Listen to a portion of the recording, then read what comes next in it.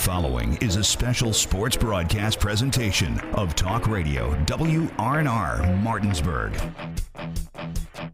Play ball! It's time for the fun and excitement of West Virginia high school baseball.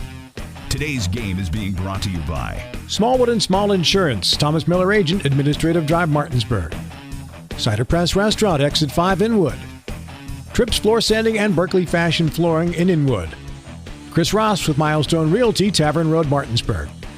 The Mortgage Center in the Aiken Center, Martinsburg. DYNAMARK Atlantic Security, your local alarm professional. Holly's VIP Northside, Veronica Drive, Martinsburg. Art McBee Insurance, Martinsburg and Berkeley Springs. D&N Auto Specialists off Tavern Road, Martinsburg. And Heffley Motors, HeffleyMotorCompany.com. And now for the pregame show. Let's go out to the field and join our Talk Radio WRNR broadcast team.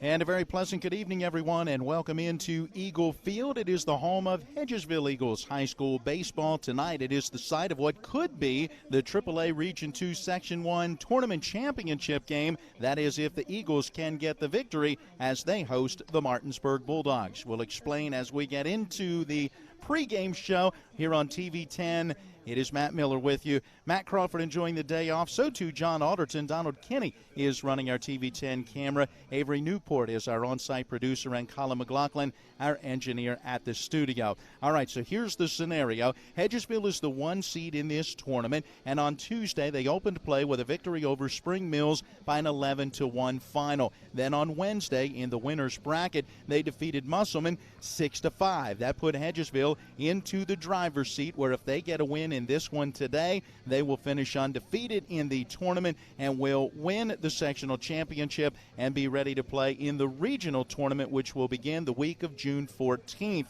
Now the Martinsburg Bulldogs come in. They're the number 2 seed, and after a tough 6-5 loss in the opener on Tuesday against Musselman, the Bulldogs on Wednesday scored a victory over Spring Mills 5-1, and after a rainout on Thursday, rallied for a win over Musselman 7-6 yesterday. They got it in walk-off fashion, and well, that has the Bulldogs into this matchup where they would not only have to beat Hedgesville tonight to force a decisive sectional championship game, but then the Dogs would have to win that one, and more than likely that game would be played on Monday. So there is the scenario as we head into this matchup, and two very evenly matched teams. Hedgesville coming in at 19-9, winners of 6 of their last 8. They're getting it going again at the right time. It's kind of been a, I don't know, would you call it topsy-turvy season? I mean, I'm not talking every single game. It's not a matter of being inconsistent, but listen to this. Through their first 10 games, Hedgesville went 9-1. Over their next 10 games, 4-6.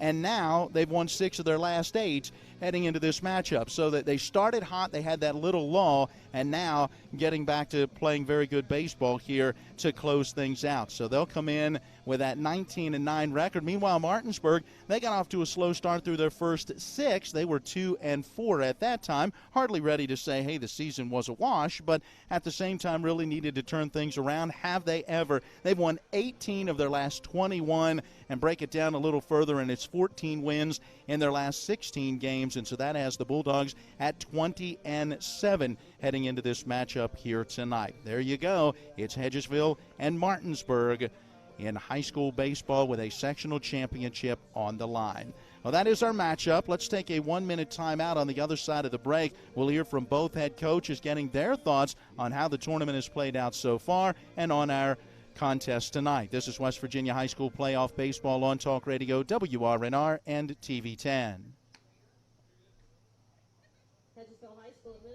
This is Matt Miller, along with my wife, Dale. As homeowners, we've been through the mortgage process several times, and each time we went to Mark and Cheryl Savitt at the Mortgage Center. They treat you like family with personal one-on-one service, walking with you through the process from application to settlement. Plus, low interest rates and closing costs. The Mortgage Center is on Edwin Miller Boulevard in Martinsburg. Phone 304-267-9040. Or online at mortgagefinancing.com. NMLS number 237527, equal housing lender.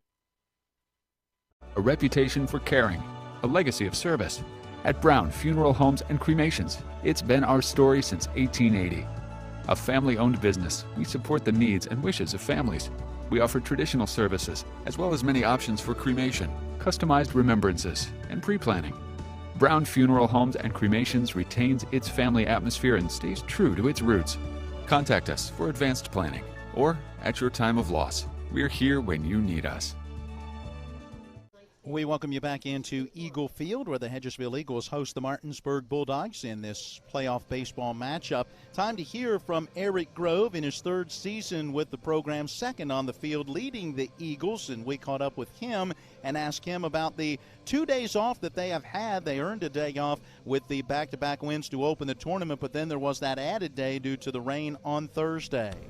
I think you always rather play after you're winning games, and didn't really feel like we had a ton to work on from a standpoint of how we were playing, but it's also good for rest and recovery and getting some arms back and just making sure everybody's good from the first 2 days. It can be a drain when you have to play every day, and so when it's this hot, we'll just take it as what it is and do the best we can tonight.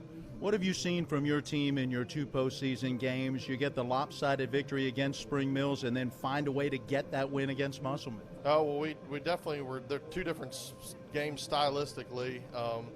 Just think one game you saw our talent and one game you saw our grit, and I'd really like to put them both together at the same night.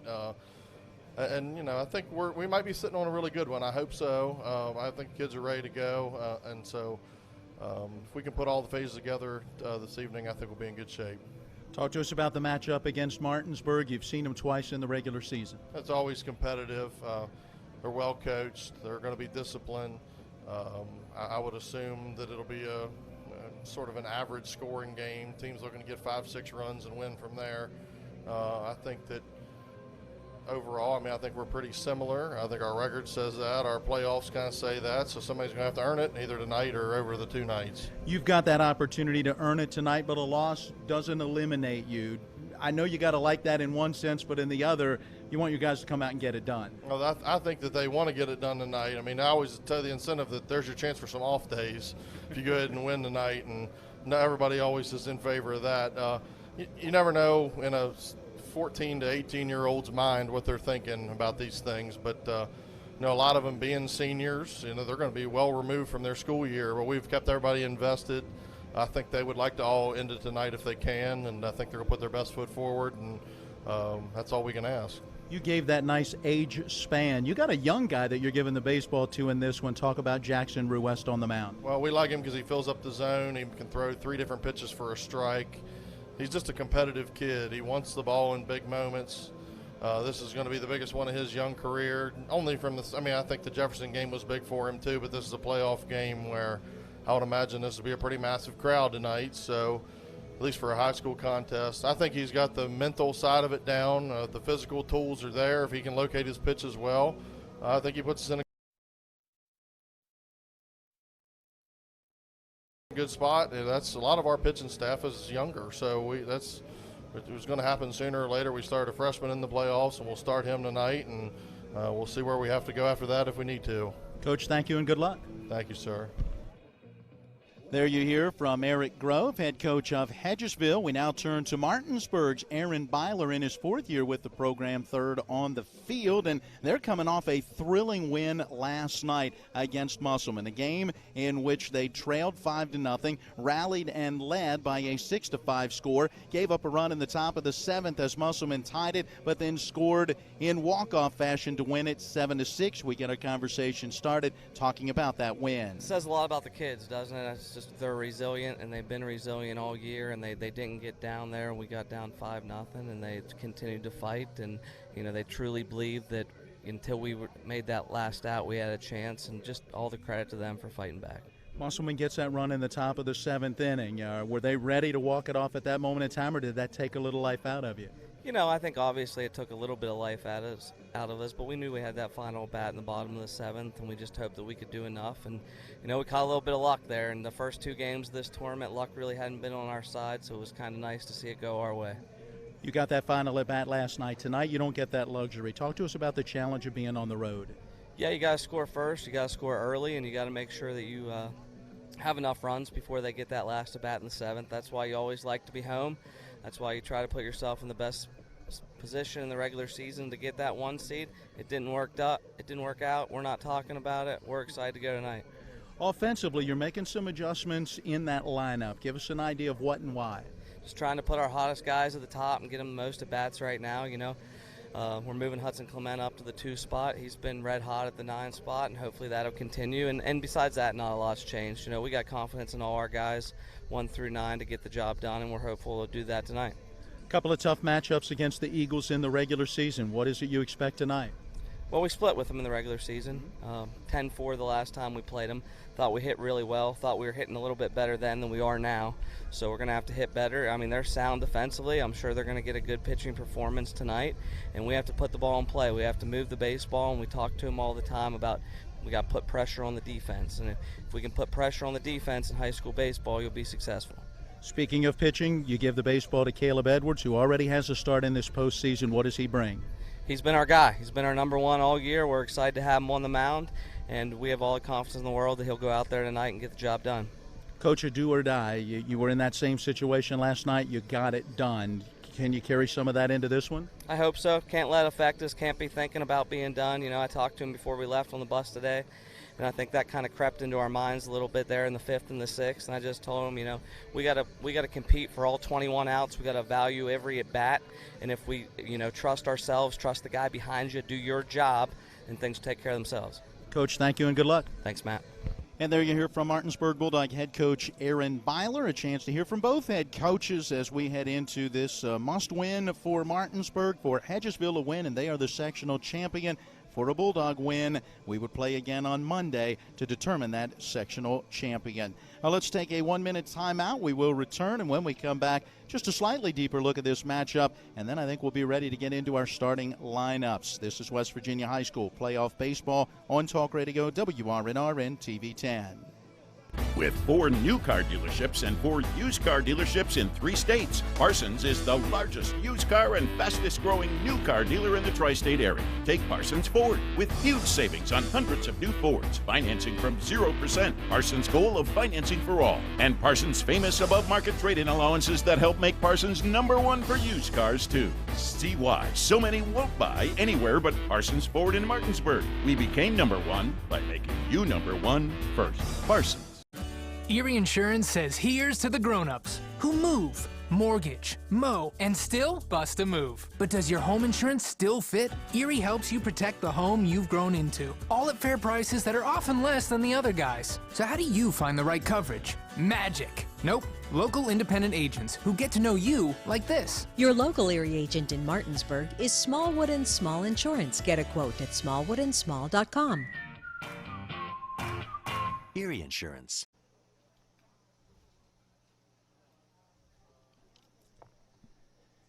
Matt Miller with you. Donald Kinney running our TV 10 camera. Avery Newport, our on-site producer. Colin McLaughlin, our engineer at the studio. High school playoff baseball on this Saturday night on TV 10. We'll be on Talk Radio WRNR here shortly as the Nationals game wraps up against the Phillies. And right now, that game late, and it is the Phillies who have the lead. Again, we'll keep an eye on that one and see how it plays out. And as soon as it wraps up, then we will get you to our high school baseball game on the radio as well as on TV 10 and WRNR TV on YouTube.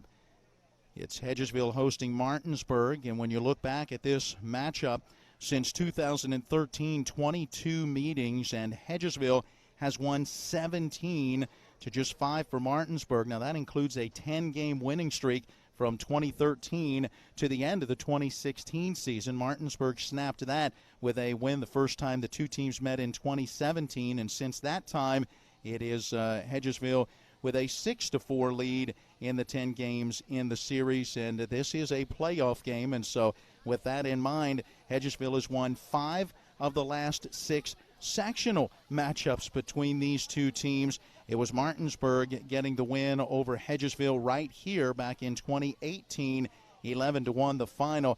And 2 years ago in 2019 when the two teams got together, Hedgesville won that one 4-0. You go back to 2016, 2015, 2014, 2013. Those playoff games all belonging to Hedgesville. Martinsburg hoping that they can put all of that in the past and get a much-needed win here in this one and force a decisive sectional title game that would be played on Monday. Martinsburg coming in, averaging about 9 runs a game this season, giving up about 5.1. Very similar. Hedgesville's giving up about 5.5 runs a game.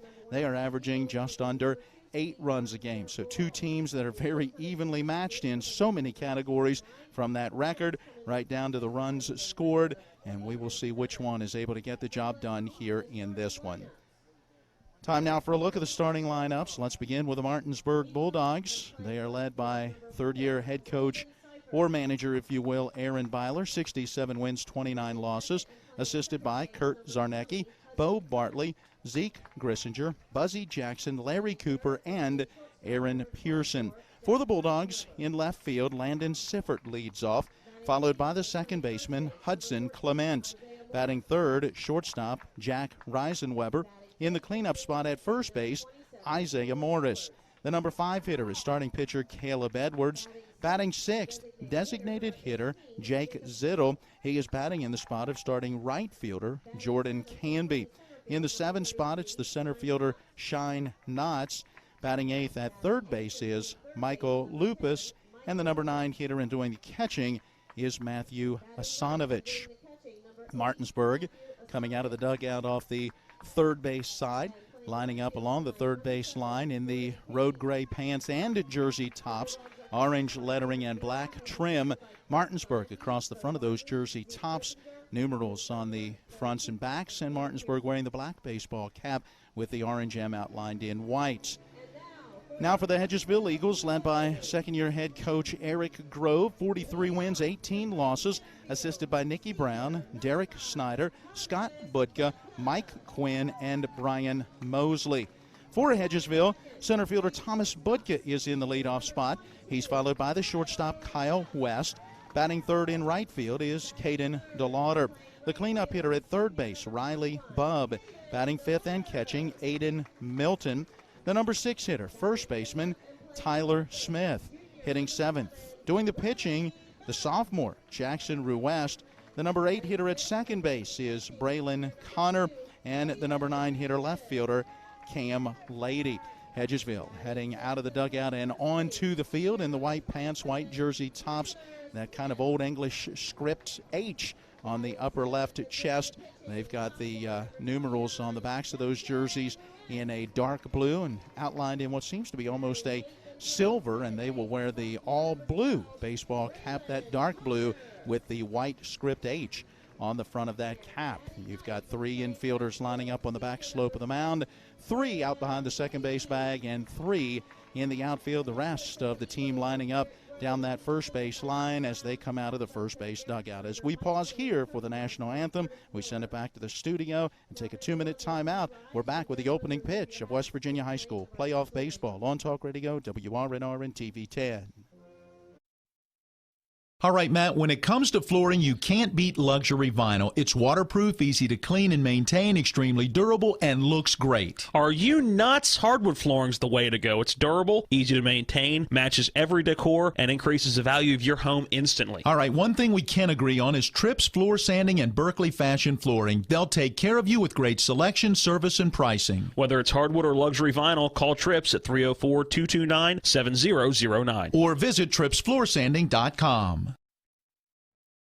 At the Berkeley County Health Department, our motto is Prevent, Promote, Protect. Since 1935, our mission has been to provide clinical and environmental services to protect the health of the general public. We're committed to building public health in our community by offering a wide range of services, including blood pressure screening, breast and cervical screening, family planning, counseling, lab testing, and more. We perform health inspections to make sure the restaurants you visit are clean, and we prepare and coordinate plans to respond to all hazards. The Berkeley County Health Department, 122 Waverly Court, Martinsburg. This is Matt Miller, along with my wife Dale. As homeowners, we've been through the mortgage process several times, and each time we went to Mark and Cheryl Savitt at the Mortgage Center. They treat you like family with personal one-on-one service, walking with you through the process from application to settlement. Plus, low interest rates and closing costs. The Mortgage Center is on Edwin Miller Boulevard in Martinsburg. Phone 304-267-9040. Or online at mortgagefinancing.com. NMLS number 237527, equal housing lender. This is Ben Copenhaver, your local alarm professional at DYNAMARK Atlantic Security. Did you know that home break-ins are 6% more likely during the day? That's right. The bad guys know when you're away, and they are smarter than you think. DYNAMARK Atlantic Security has the security solutions for you. Don't commit the error when the game is on the line. Phone me today at 304-671-2158 to learn how to play good defense against the bad guys. DYNAMARK Atlantic Security. Call today at 304-671-2158. Running our TV10 camera, Colin McLaughlin, our engineer at the studio, and Avery Newport is our on-site producer. We are back at Eagle Field as the Hedgesville Eagles take to the field, and beginning his warm-up tosses, Jackson Ruest, the sophomore, in a key start tonight, a win for Hedgesville. They will claim the sectional championship. As I look back through some scores from around the Mountain States, there are 3 other sections that have already been claimed. Morgantown is the Region 1 Section 1 champion. In Region 3, Oak Hill has claimed that Section 2 title. And in Region 4, Hurricane is the Section 2 title. The other sections still to be decided, and we'll talk about that as we go through the broadcast here tonight. We do have a 4-man umpiring crew working this one. And there has been a change. Originally, we were told John Mason would be behind the plate. Looks like he is going to go to first, and Keith Allison, who was to be at first, will now be behind the plate. So again, it's Keith Allison calling balls and strikes, John Mason at first, C.L. Baker at second, and Neil Rymanschneider at third. Now the lefty Ruest with his final warm-up toss, the throw down to second by Aiden Milton. And we are just about ready to go. A beautiful night for baseball. Maybe you would say on the hot side. Our game time temperature, 88 degrees. And throughout the day today, we saw that high getting up to about 91. Going to see much the same as we head into the day tomorrow. And for Monday, should we need a game then, a 30% chance of a thunderstorm. And that high again around 90. Landon Sifford into the right-hand batter's box, awaiting the first pitch of the game. Here it comes, and it is taken for strike one. Our first pitch coming at 7:03. Sifford out of that leadoff spot, a sophomore, one of 3 sophomores in this Bulldog lineup. Here's the pitch. Just off the outside corner in the count now, 1-1 strike. Sifford hitting .322, does have a home run, 18 driven in. Takes a breaking pitch that catches that outside corner for a called strike 2. Sifford with 29 hits in 90 at-bats on the season. That 1-2 pitch, curveball grounded, 1-1, sharp hopped above at third. He fields that one going down to his knees and then gets up and makes that throw to first in time to get him. Very nice play, Riley Bub. That's why they call it the hot corner. He was in a step or so on the grass with the threat of Sifford at the top of the order, maybe trying to lay one down. That one got on him quickly, but Bub able to make the play. One away, base is empty, and it brings up Hudson Clement. He moves to the top portion of the order after we've seen him a lot of the year. Down in the lower portion, trying to be a starter there, and he takes ball 1. The junior getting that batting average up to 400, 28 hits in 70 at-bats, no homers, 19 driven in. Here's a fastball. That one just low and away, and it's 2 balls and no strikes. Clement has added 8 walks to lift his on-base percentage to .463. He swings, hits it sharply past Bub at third. That's a fair ball down the left field line. Tracking it down is Cam Lady, but cannot stop it from getting to the fence. Motoring into second with a double is Hudson Clement. Well, there you go. Head coach Aaron Byler saying in the pregame that he had made that lineup adjustment, and the key was trying to get the hot hitters near the top of the order and give them a chance for maybe extra at-bats. And Hudson Clement shows that was the right decision as he collects his 11th double on the season. Martinsburg has a runner in scoring position with one out for Jack Reisenweber. Rue West looking at the runner at second, now ready, and the pitch to the plate, down and in, ball one.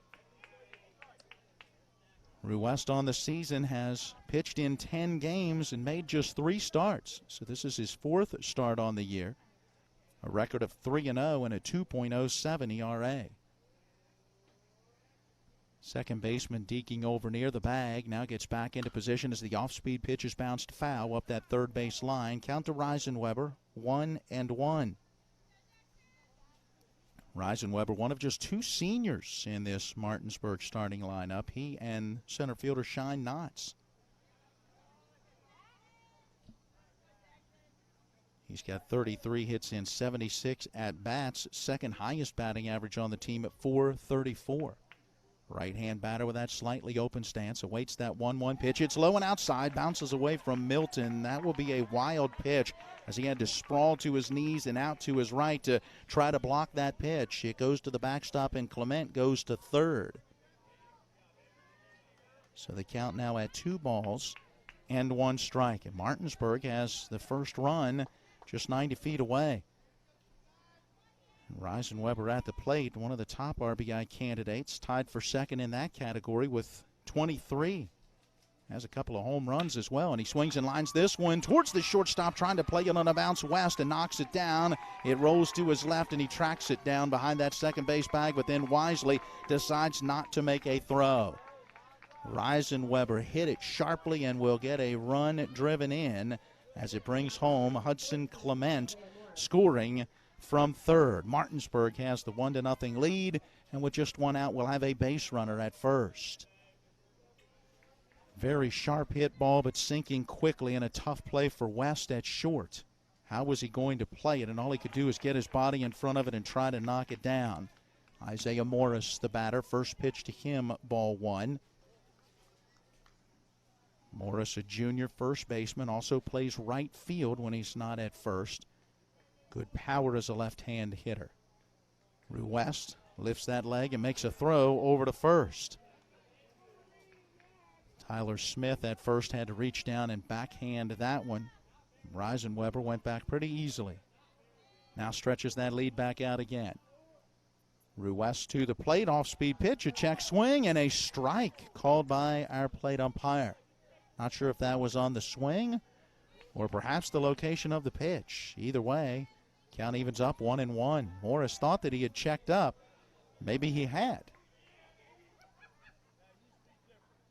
Rue West ready, and that 1-1 delivery, a swing and a miss. An indication from our plate umpire that he nicked that one. Either way, held on to by Aiden Milton. That is a swinging strike, too, and a really good pitch from Rue West. Had the left-handed hitter fooled by that one. Always tough in this lefty-lefty matchup. There goes Reisenweber, and Rue West steps towards second, makes that throw to the shortstop, and then the throw back towards first. And hang on, I believe we're going to have a balk call. Yes, time had been called by one of our base umpires, and it is a balk, and that means Reisenweber will be awarded second base. So Rue West had started into his motion, and as he saw Reisenweber break towards second, he broke out of that motion and stepped towards second base and then tried to get Reisenweber in a rundown. Reisenweber seems to have hurt himself just a little bit, perhaps on that dive back into first or perhaps on stopping very quickly and then retreating back to the bag. Either way, he gave the indication to Aaron Byler, his head coach, that he is okay. Reisenweber stretches out his lead. West right behind him. Now the shortstop getting into position as the pitch to the plate, taken for a called strike three. Now tough at bat for Morris as he watched that one go by right around belt high and pretty much right down the middle. Jackson Rue West gets a much needed strikeout for the second out of the inning. Reisenweber in scoring position at second. A run already in. Martinsburg in front 1-0, and now Caleb Edwards to the plate. And he will take strike one. Well, Martinsburg does have a run if Rue West can get out of this without any further damage to Be able to get that strikeout of Morris and to retire Edwards without allowing that runner to score from second could be big. Could give Hedgesville even a little momentum. Breaking pitch down in the dirt. Milton knocks it down. Still can't find it. It is laying out in front of Edwards, who's outside of that right-hand batter's box. And eventually, Rue West comes down to pick it up. Ball was close enough to defenders that Reisenweber really couldn't make a decision whether to try to go to third or not. And he makes the wise decision and stays at second. It's one of those very unique plays where the ball was right there, kind of hidden in plain sight, you might say. Milton had no idea. Ruest came down to get it. Now the 1-1 on the way. Fastball low and outside. 2 balls and a strike to the junior. Edwards getting the start on the mound for Martinsburg. He's hitting .368, has a homer and 23 driven in. Ruest on the mound. The batter in the shadows as the sun sets behind us, and the shadows of the press box really stretch out over the field. Edwards takes. This pitch misses. Now 3 balls and 1 strike. Mo Stinson in the house. Doing well. How about you? A little warm tonight, yeah. A hot one for baseball. 3-1 is due. Here it comes. On the inside corner, good pitch from Ruest, and the count has gone full at 3-2. Edwards has a good eye, 16 base on balls, but at the same time has struck out 14 times. Let's see who wins this battle as the 3-2 pitch is due with 2 outs, a run in, and a runner at second. Here comes that payoff pitch. Strike 3 called on the outside corner. Ruest did not give in. He came with a breaking pitch and was able to paint the black on the outside edge. The strikeout looking the second for Ruest. He strikes out back-to-back batters. And despite giving up a run, able to get off the field and feel pretty good about the way that one played out. Martinsburg able to get a run as Hudson Clement doubled and came home to score on a ball put in play by Jack Reisenweber. We're through a half an inning. Martinsburg won. Hedgesville coming to bat. Remember that last trip to the auto mechanic? I also think your solenoid gasket is bad. What? Yep, that'll be another $500. Forget that and go to D&N Auto Specialist at 230 Tavern Road, Martinsburg, where honesty is their best policy. Serving the Eastern Panhandle since 1974, D&N Auto is family-owned and operated, specializing in exhaust alignments and tires. From general maintenance to major overhauls, they'll treat you right. Call D&N Auto Specialist at 304-267-4078. Erie Insurance says here's to the grown-ups who move, mortgage, mow, and still bust a move. But does your home insurance still fit? Erie helps you protect the home you've grown into, all at fair prices that are often less than the other guys. So how do you find the right coverage? Magic. Nope. Local independent agents who get to know you like this. Your local Erie agent in Martinsburg is Smallwood & Small Insurance. Get a quote at smallwoodandsmall.com. Erie Insurance. Now the conversation in the press box in between the top and bottom of the first. The sharp hit ball off the bat of Jack Reisenweber. Was it a hit? Was it an error? A little controversy. Some decisions up here that, maybe it was more of an error. Others saying no. As hard as that ball was hit, that's an extremely difficult play. Certainly not one that you would expect to be made routinely. And so it has been ruled in the press box as a single and a run batted in for Jack Reisenweber's 24th RBI on the season. That followed that double from Hudson Clement, and Martinsburg takes the 1-0 lead. Now Caleb Edwards toes the pitching rubber, and he will face Thomas Budka as we go to the bottom half of inning number 1. Edwards has made 9 appearances this season. 7 of those have been for starts. He comes in at 5-1 and a 2.72 earned run average. Big right-hander on the hill, holds the ball in the glove right out in front of his chest, peers over that glove in at Matthew Asanovich, has the sign in the first pitch of the bottom of the first, a strike on the outside corner. Thomas Budka, a senior, starting center fielder, hitting .333. No homers, he's driven in 11. Here's the pitch, well outside, off the mitt of Asanovich, who reached out trying to backhand, and it's 1-1. Budka with 29 hits in 87 at-bats. Had in 18 walks and his on-base percentage up there at .468. Here's the 1-1. Breaking pitch on the inside corner. That is a called strike 2. Budka held his ground thinking that one would miss inside, but had just enough action on it to bite back across that inside corner. Now the 1-2 delivery. Swing and a bouncer off the end of the bat, foul. Hitting the fencing in front of the Hedgesville dugout, and then the near catch by Derek Snyder in the first base coach's box. That wasn't he. Oh, I was told up here he wasn't going to catch it. He was a pitcher. He wasn't known for his defense in the day, right? Count holding 1 ball and 2 strikes. Edwards is ready. This fastball outside, and it is gone 2-2. Edwards on the season has worked 46 1/3 innings.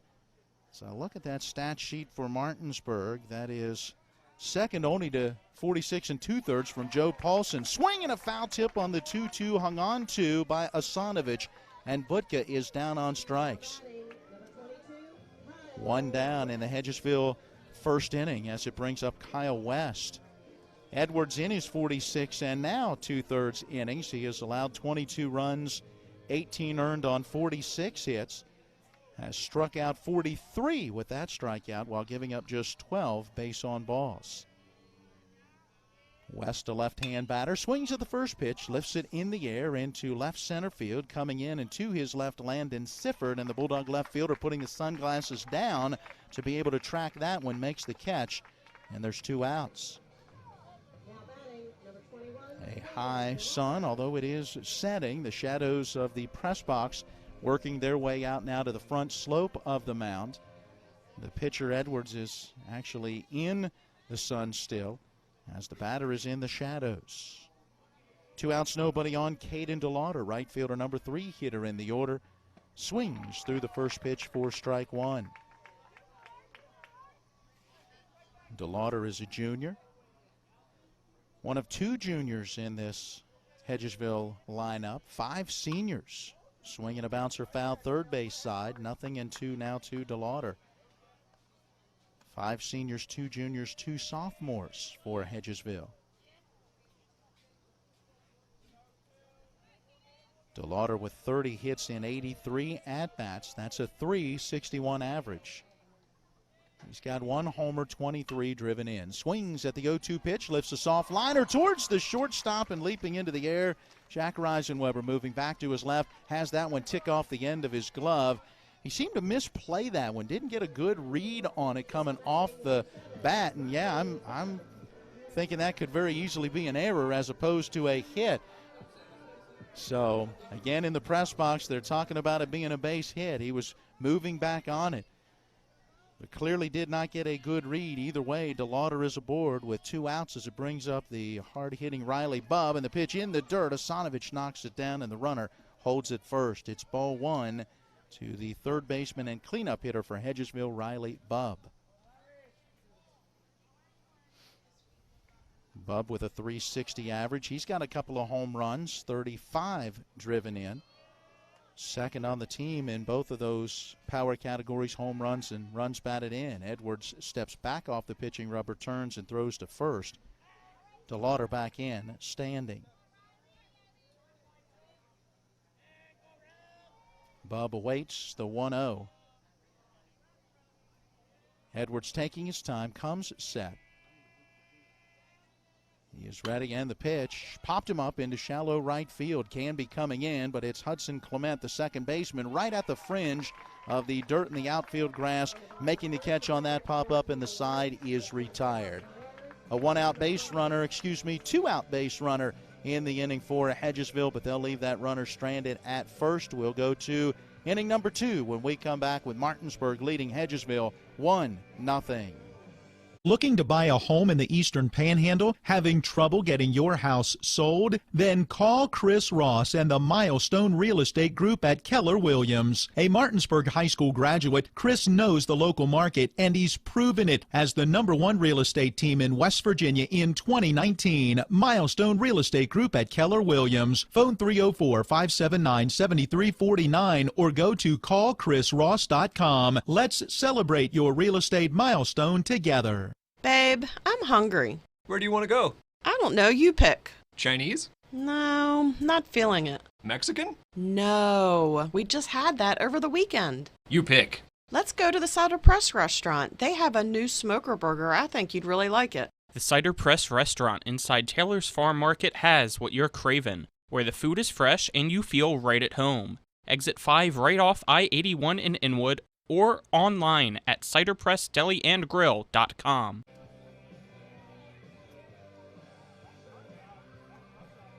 Oh, here we go to the top half of inning number 2. The 6, 7, and 8 hitters coming up for Martinsburg, facing Jackson Ruest. Ruest giving up a run on a couple of hits in that top half of the first inning. There were no errors. Martinsburg left one on base, and that one left on was in scoring position. A couple of strikeouts, however, for Ruest that helped to get him out of the inning. First pitch. That one to Jake Zittel, works low and outside, ball 1. And thank you, Colin. Welcome in, everybody, on Talk Radio WRNR. That is FM 106.5 AM 740. 1-0 pitch, a breaking ball in there for a strike. We started this one on TV 10 and WRNR TV on YouTube, now on radio as well, after the Nationals fall to the Phillies by a 5-2 final. Nats continue to struggle to score runs. Zittel takes on the 1-1. That's a strike down the middle. It's a ball and 2 strikes. Jake Zittel with a .453 average, actually tops on the team. Bounces this one foul as it hit in front of the plate, came up and hit him, still in the right-hand batter's box. That is a foul ball, and the count holding at a ball and 2 strikes to Zittel. That .453 averages 24 hits in 53 at-bats. No home runs and 16 driven in. 1-2 pitch up and away. 2 balls and 2 strikes. Shine Knotts is due next, and then Michael Lupus. Here comes the pitch. That one down low and inside. It's a full count now, 3-2. Looking back through that first inning, there was a 3-2 pitch to Caleb Edwards, and he struck him out looking to close out that first. A payoff pitch due here, and that breaking pitch off the outside edge, that's ball 4. That was the exact same pitch, at least choice of pitch, that he got Edwards on, but didn't get the location this time. He caught that outside edge to get Edwards looking in the first, but misses here, and Zittel draws the base on balls. Zittel will run for himself as the designated hitter. Stretches out a nice lead, but not too big, with a left-hander staring right at him. First pitch to Shine Knotts, belt high inside part of the plate. That's strike 1. Knotts, a senior with 20 hits in 69 at-bats. Hitting .290, no homers. He's driven in 20. Off-speed pitch, he'll offer a bunt, comes up empty. That one ends up in the dirt. Milton picked it up and looked towards the runner at first, did not make a throw. Certainly not a sacrifice situation there, the way that Knotts just kind of at the last second put the bat out there. So I would say he might have been just bunting, trying to make some contact and get on himself. He swings away and sends a fly ball into left field, over towards the line, ranging in, and now moving back on a Cam Lady, and it's over his head. He'll track it down after it takes one hop up against the fence. Motoring into third goes Jake Zittel. Shine Knotts is at second with his 5th double of the year.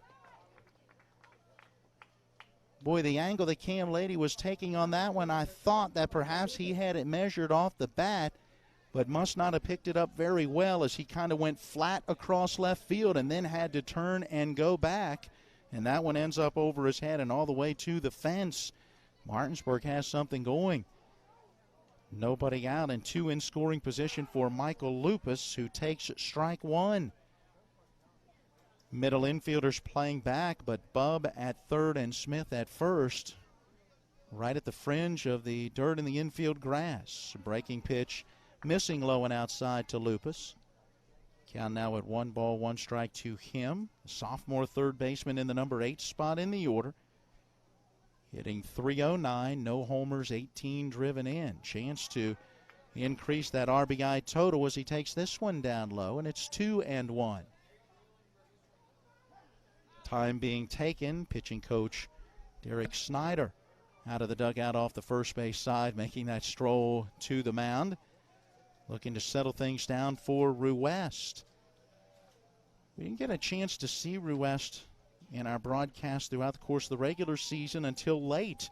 And that was May 25th, one of our last broadcasts in the regular season before the rains kind of wiped out play in that last week. And Ruest really had a solid effort against a good Jefferson team as he went 5 innings, gave up 4 runs on 9 hits. He struck out 3 and walked 3 and gave his team a chance.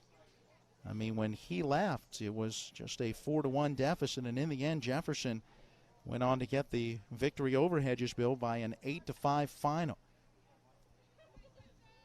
That conference on the mound has concluded. Lupus back in the right-hand batter's box. Runners with their leads at second and third. The 2-ball, 1-strike pitch bounces out in front of the plate. Milton able to knock that one down. The catcher keeps it in front of him, and it's 3-1 now to Lupus. Matthew Asanovich in the on-deck circle. Martinsburg trying to get a rally going here in this second at-bat from the bottom part of the order. Here comes the pitch, and that one misses high, and that is ball 4. So Lupus draws his 22nd walk on the season for Ruest. He now has 15 walks to go against 22 strikeouts. On the season, he has given up 12 runs, and 9 of them have been earned. Those have come on 28 hits, and he has now worked 28-plus innings. First pitch to Matthew Asanovich in there for a strike. Again, Ruest 3-0 with a 2.07 ERA on the year. Asanovich chokes up on the bat just slightly in the right-hand box. He takes a breaking ball down and in. Now 1-1. The junior catcher hitting .353, 18 hits, 51 at-bats. No homers, 16 batted in. Bases are loaded here. Chance for some more RBI as he takes strike 2. Smith playing in front of the runner at first. Again, right at the fringe of the dirt in the infield grass. Pretty much the same for Bub at third. 2 middle infielders back at normal depth. 1-ball, 2-strike pitch, and it's a tapper down the first base line, but into foul territory. We'll do it all over again with the count at 1-2 strikes as everyone retreats to their positions. Zittel at third, Knotts at second, Lupus aboard at first. Nobody out in this top of the second. Big opportunity for Martinsburg already with a 1-0 lead. We heard in the pregame show from Aaron Byler, important on the road that you try to get some runs early, get on top of a team like Hedgesville as the breaking pitch is fouled out of play down the first base line. Because we know this Hedgesville team and how good they are at coming back in games. The cardiac kids, if you will. We've had a chance to see that in a couple of our broadcasts here, where they are never out of it. That ball came off the roof of the indoor batting cage down the first base line and bounced back out onto the field where first base umpire John Mason goes down to retrieve it. So we have a brief delay. Now we're ready to get action underway. The 1-ball, 2-strike pitch. It's a line drive caught by Ruest. He looks at every base and then turns and throws to first and is able to double off Michael Lupus. Oh, my goodness. Ruest able to stick his glove up on that line drive coming right back at him. You could watch the pocket of that glove kind of wobble as that ball went in there. He was able to hang on to it. He looked at third, then looked at second, and realized he had a chance to double off Lupus at first. 2 outs, still 2 in scoring position. Oh, my. Nice play by the sophomore on the mound. Now the top of the order again, Landon Sifford, and he takes ball 1 down and in. So the L1-3 double play. And with 2 outs, runners still at second and third, and the pitch to Sifford in there for a strike. That breaking ball catching the outside edge. It's 1-1. Sifford is 0 for 1, but did hit it sharply his first time up. That was the nice play by Riley Bubb at third. 1-ball, 1-strike, fastball down low. 2 balls and a strike. Martinsburg left a runner in scoring position at second in that first inning. They had the bases loaded with nobody out. Can Ruest keep him off the board in this inning? Here's a breaking pitch for strike 2. He's got that working on the outside edge. Tough pitch to do anything with. Sifford's going to have to wait back and try to drive that one the other way. The 2-ball, 2-strike pitch. Here it comes. That breaking pitch in on his hands, and he sends it the other way. Foul down the first base line. A lot of English on that ball as it was spinning into the grass in foul territory. Tyler Smith, first baseman, eventually able to track it down, get it back to Ruest, and we'll do it again. 2 balls, 2 strikes, 2 outs, and 2-1. We're in the top of the second inning. Deuces are wild. Ruest lifts the leg. Here's the pitch. A bit low and outside. Sifford watches. That is ball 3. So now 3-2. First base is open. But you really do not want to issue the walk with the hot-hitting Hudson Clement due next.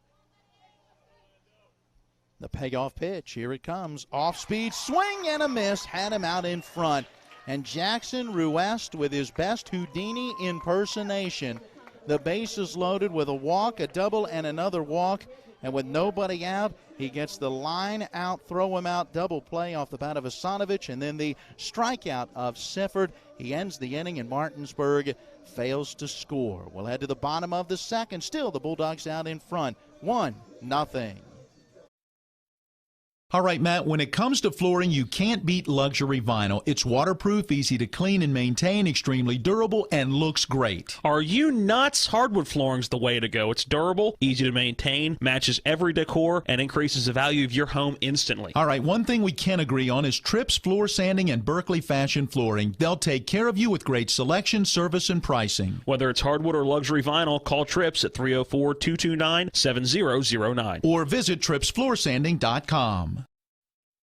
Erie Insurance says here's to the grown-ups who move, mortgage, mow, and still bust a move. But does your home insurance still fit? Erie helps you protect the home you've grown into, all at fair prices that are often less than the other guys. So how do you find the right coverage? Magic. Nope. Local independent agents who get to know you like this. Your local Erie agent in Martinsburg is Smallwood & Small Insurance. Get a quote at smallwoodandsmall.com. Erie Insurance. Still a 1-0 Martinsburg lead, but they could look back to this top of the second inning that just wrapped up as this game plays out and wonder what it could have meant as they had the bases loaded with nobody out and did not get a run. First pitch swinging, Aiden Milton lifts one into left center field and over the head of Landon Sifford. The left fielder ranging to his left was coming in on it again, completely did not see it, misjudged it over his head, out against the wall in left center field where Shine Knotts eventually tracks it down. Aiden Milton at second with a double. Second time we've had a ball that just, it seems like an outfielder or even earlier an infielder just not really able to pick up the ball in the nighttime or twilight sky, I guess you might say. We'll have a courtesy runner, that is Gage Gano, who is taking over out at second base for Hedgesville. So the game-tying run is in scoring position after the leadoff double from Milton, his 6th double on the season. And now Tyler Smith swings through a fastball from Caleb Edwards for strike one. Milton came in at 282, no homer, 17 driven in, had 5 doubles, wasted no time in collecting his 6th double to get the inning started. Gano with his lead at second. Edwards gave him a quick look and now comes to the plate with a fastball. That one on the outside corner, and it's strike 2. Smith, one of the 5 seniors in the starting lineup, a .250 batting average, 15 hits in 60 at-bats. No home runs. He's got 7 RBI. Number 8 is in scoring position. Nobody out. Bottom half of the second, 1-0 Martinsburg. Time taken by the batter at the last second. Edwards follows through with his pitch and throws to the plate, but it will not count. Smith was stepping out. Time granted by our plate umpire, Keith Allison. Jackson Ruest is due next in this Hedgesville second inning. Edwards looking at the runner now, comes to the plate. Good high fastball, a swing and a miss. Tyler Smith is down on strikes. 2 Ks in the ball game now for Edwards, lifting him to 44 on the season. 11th time Smith has gone down on strikes on the year.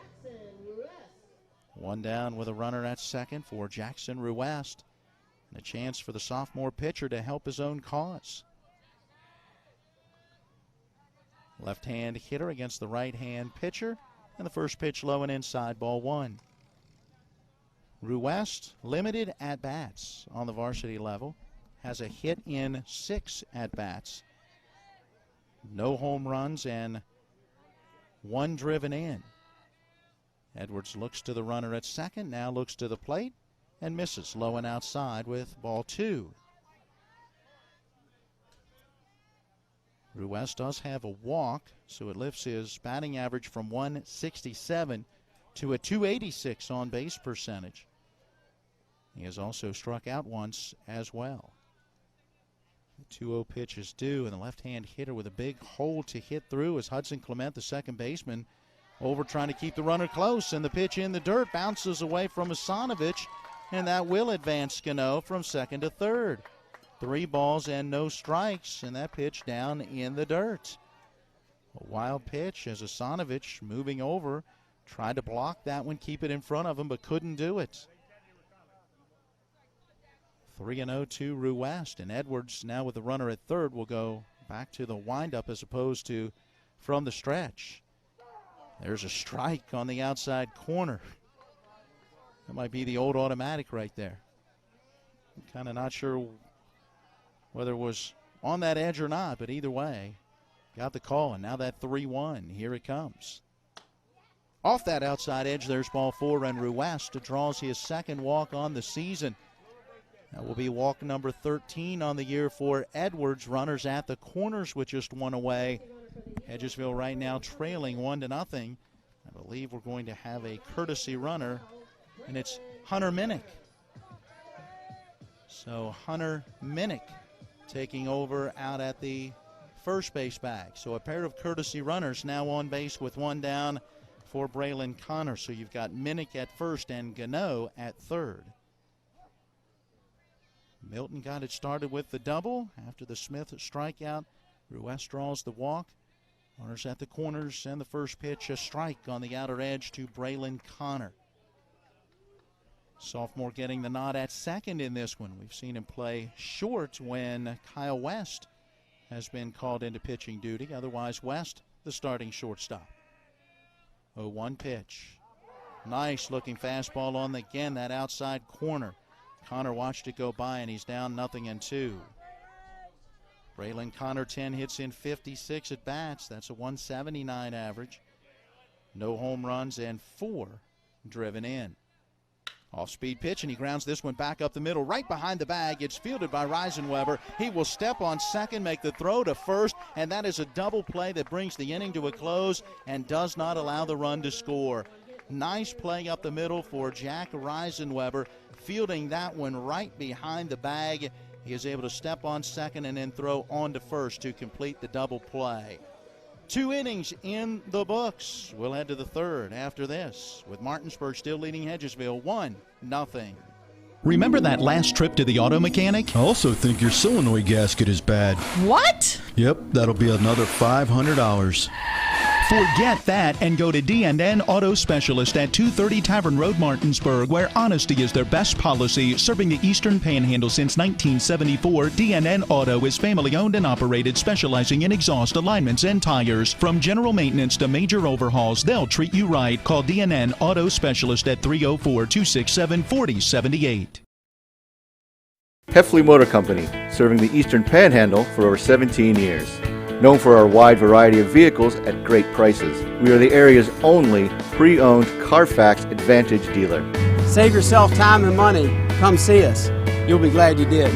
And don't forget our popular detailing service to keep your car looking brand new. We're proud to be your partner serving the community. You're local, we're local, why not buy local? Heffley Motor Company, a nice place to do business.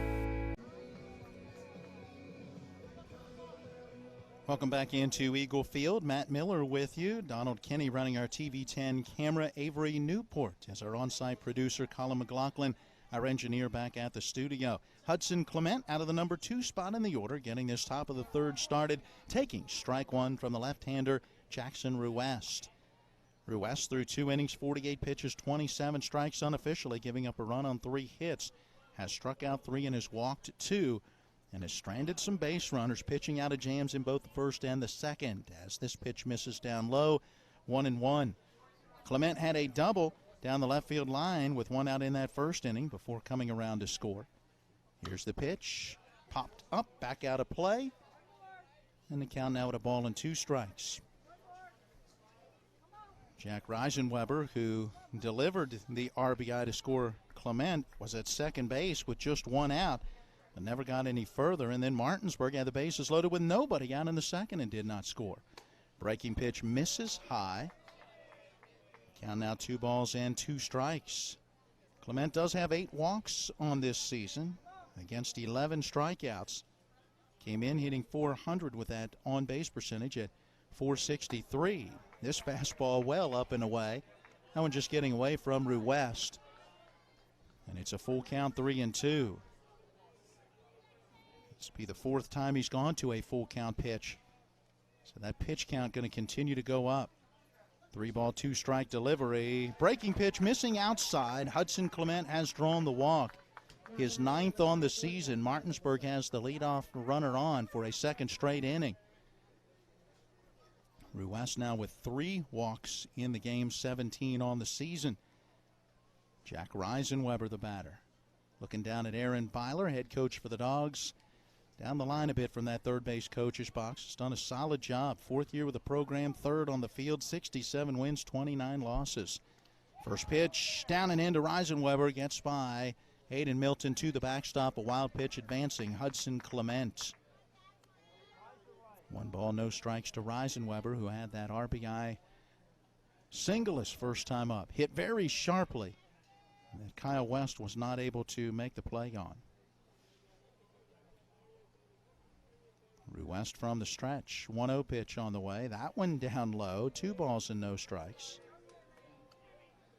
Coach Byler helping these Dogs to 3 consecutive 20-plus win seasons as they picked up their 20th win on the year last night in that 7-6 walk-off victory over Musselman. 2-0 pitch to the plate. Breaking ball for a strike. 2-1 now to Reisenweber. He's hitting .434 coming in. That will go up a little bit as he now has 34 hits in 77 at-bats on the year. A couple of home runs and 23 driven in. 2 ball, 1 strike pitch. Working high and outside. Now 3-1. Couple of walks back in that second inning. He was able to get out of the jam thanks to the double play when he caught that line drive back up the middle and then doubled off Lupus at first. He has now issued a pair of walks to get this 3rd inning started as the 3-1 to Reisenweber misses down low. Now batting number 14, Isaiah Morris. Runners at first and second for Isaiah Morris. And we may have a pitching change right now because here comes Eric Grove, the head coach, and following him out of the dugout and now standing at the line is Lane DeLauder. So Lane DeLauder giving a fist bump to Ruiz, who heads towards the dugout, and it looks like Lane DeLauder will take over on the mound. So no other defensive changes. This will be a straight swap as Lane DeLauder takes over with nobody out and 2 on. Well, as DeLauder gets in his warm-up tosses, let's send it back to the studio and take a 60-second break. We will come back and take a look at his numbers and get back into the action. We are in the top of the 3rd with Martinsburg leading Hedgesville 1-0. This is Ben Copenhaver, your local alarm professional at DYNAMARK Atlantic Security. Did you know that home break-ins are 6% more likely during the day? That's right. The bad guys know when you're away, and they are smarter than you think. DYNAMARK Atlantic Security has the security solutions for you. Don't commit the error when the game is on the line. Phone me today at 304-671-2158 to learn how to play good defense against the bad guys. DYNAMARK Atlantic Security. Call today at 304-671-2158. Erie Insurance says here's to the grown-ups who move. mortgage, mow, and still bust a move. But does your home insurance still fit? Erie helps you protect the home you've grown into, all at fair prices that are often less than the other guys. So how do you find the right coverage? Magic. Nope. Local independent agents who get to know you like this. Your local Erie agent in Martinsburg is Smallwood and Small Insurance. Get a quote at smallwoodandsmall.com. Erie Insurance. Now you're playing for a sectional championship, and you started this game with a sophomore, and now you go to the freshman as Lane DeLauder takes over on the hill. He replaces Jackson Ruest, who went 2+ innings, so far giving up a run on 3 hits. He struck out 3 and walked 4.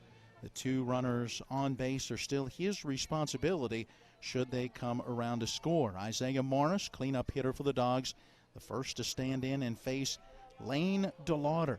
Tall drink of water on the mound as he looks at the runner at second. The right-hand pitcher to the plate, misses down and in. That one getting away from Aiden Milton. It'll be a wild pitch advancing the base runners.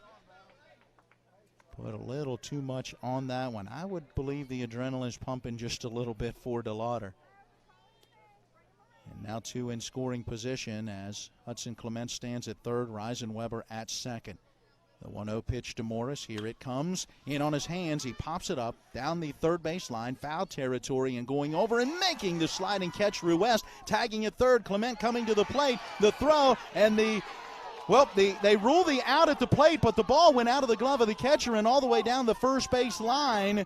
And Aaron Byler is coming down out of the third base coach's box to ask about it. And now Keith Allison is going to check with John Mason at first. And let's see if the out will stand or not.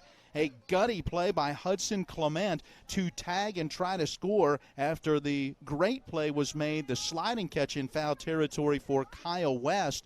The throw from West was on target, and as Aiden Milton applied the tag, the ball came loose, and so they now will rule safe. And now Eric Grove is going to come out and ask about the call. So that conversation continues. 2-0 is the score now on the scoreboard, and that is one of the most unusual, if you will, RBI pop-outs in foul territory. I don't know. I guess that goes down as a sacrifice, right? I mean, you hit a fly ball into the outfield, it goes as a sacrifice, so that becomes a sacrifice pop-out in foul territory that brings home a run. So a sacrifice and an RBI, 1 out in the inning. What a heck of a play by West to go over and make sure he caught that one sliding towards the fence, and with that throw through to the plate and the ball getting away, Reisenweber goes to third. So another run just 90 feet away, and the pitch is low and outside, and tracking that one down at the backstop, Milton gets it back to DeLauder, covering but not in time as Reisenweber slides in safely, and Martinsburg has put 2 on the board in the half inning. Close the book now on Jackson Ruest. All 3 runs are credited to his account as Martinsburg opens the 3-0 lead. Boy, another pitch down low and outside. It has been a tough one for Aiden Milton.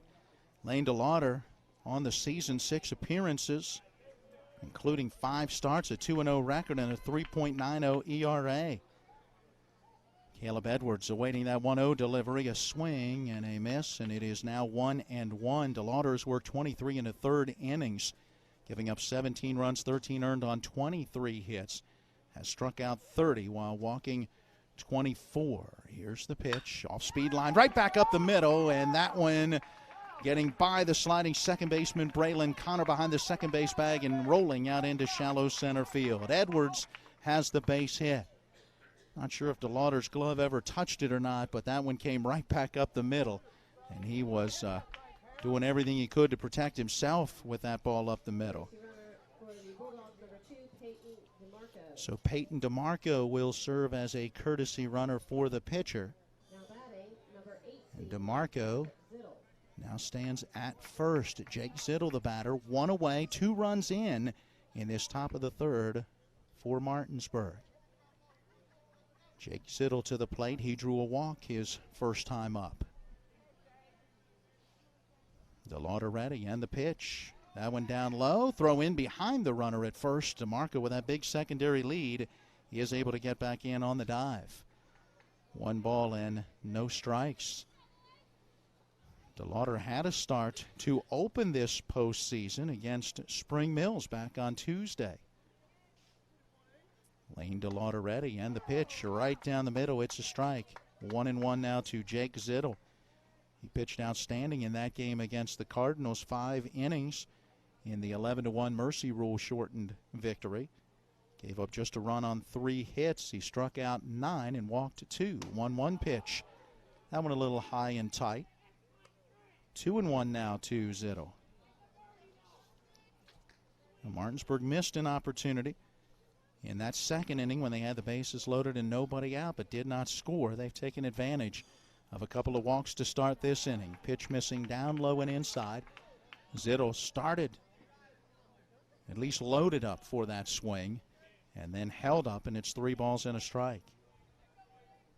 DeMarco, short lead over at first, stretches it out a little bit more. He stays put as the pitch to the plate is a fastball right down the middle. A little above belt high, and the count has gone full at 3-2. We had Ruest, by the way, throwing 59 pitches, 34 strikes in the start. There goes the runner in the payoff pitch. It is taken for ball 4. Aiden Milton came up, ready to fire through towards second, but that pitch just missing, a little down and away, and that is a base on balls, the 3rd walk in the inning.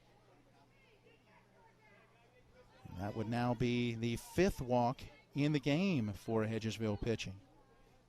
DeMarco stands at second, Zittel aboard at first. Shine Knotts the batter for Martinsburg.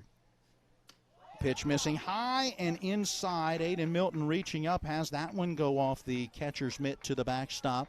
And the base runners advance as DeMarco goes to third. Zittel goes to second.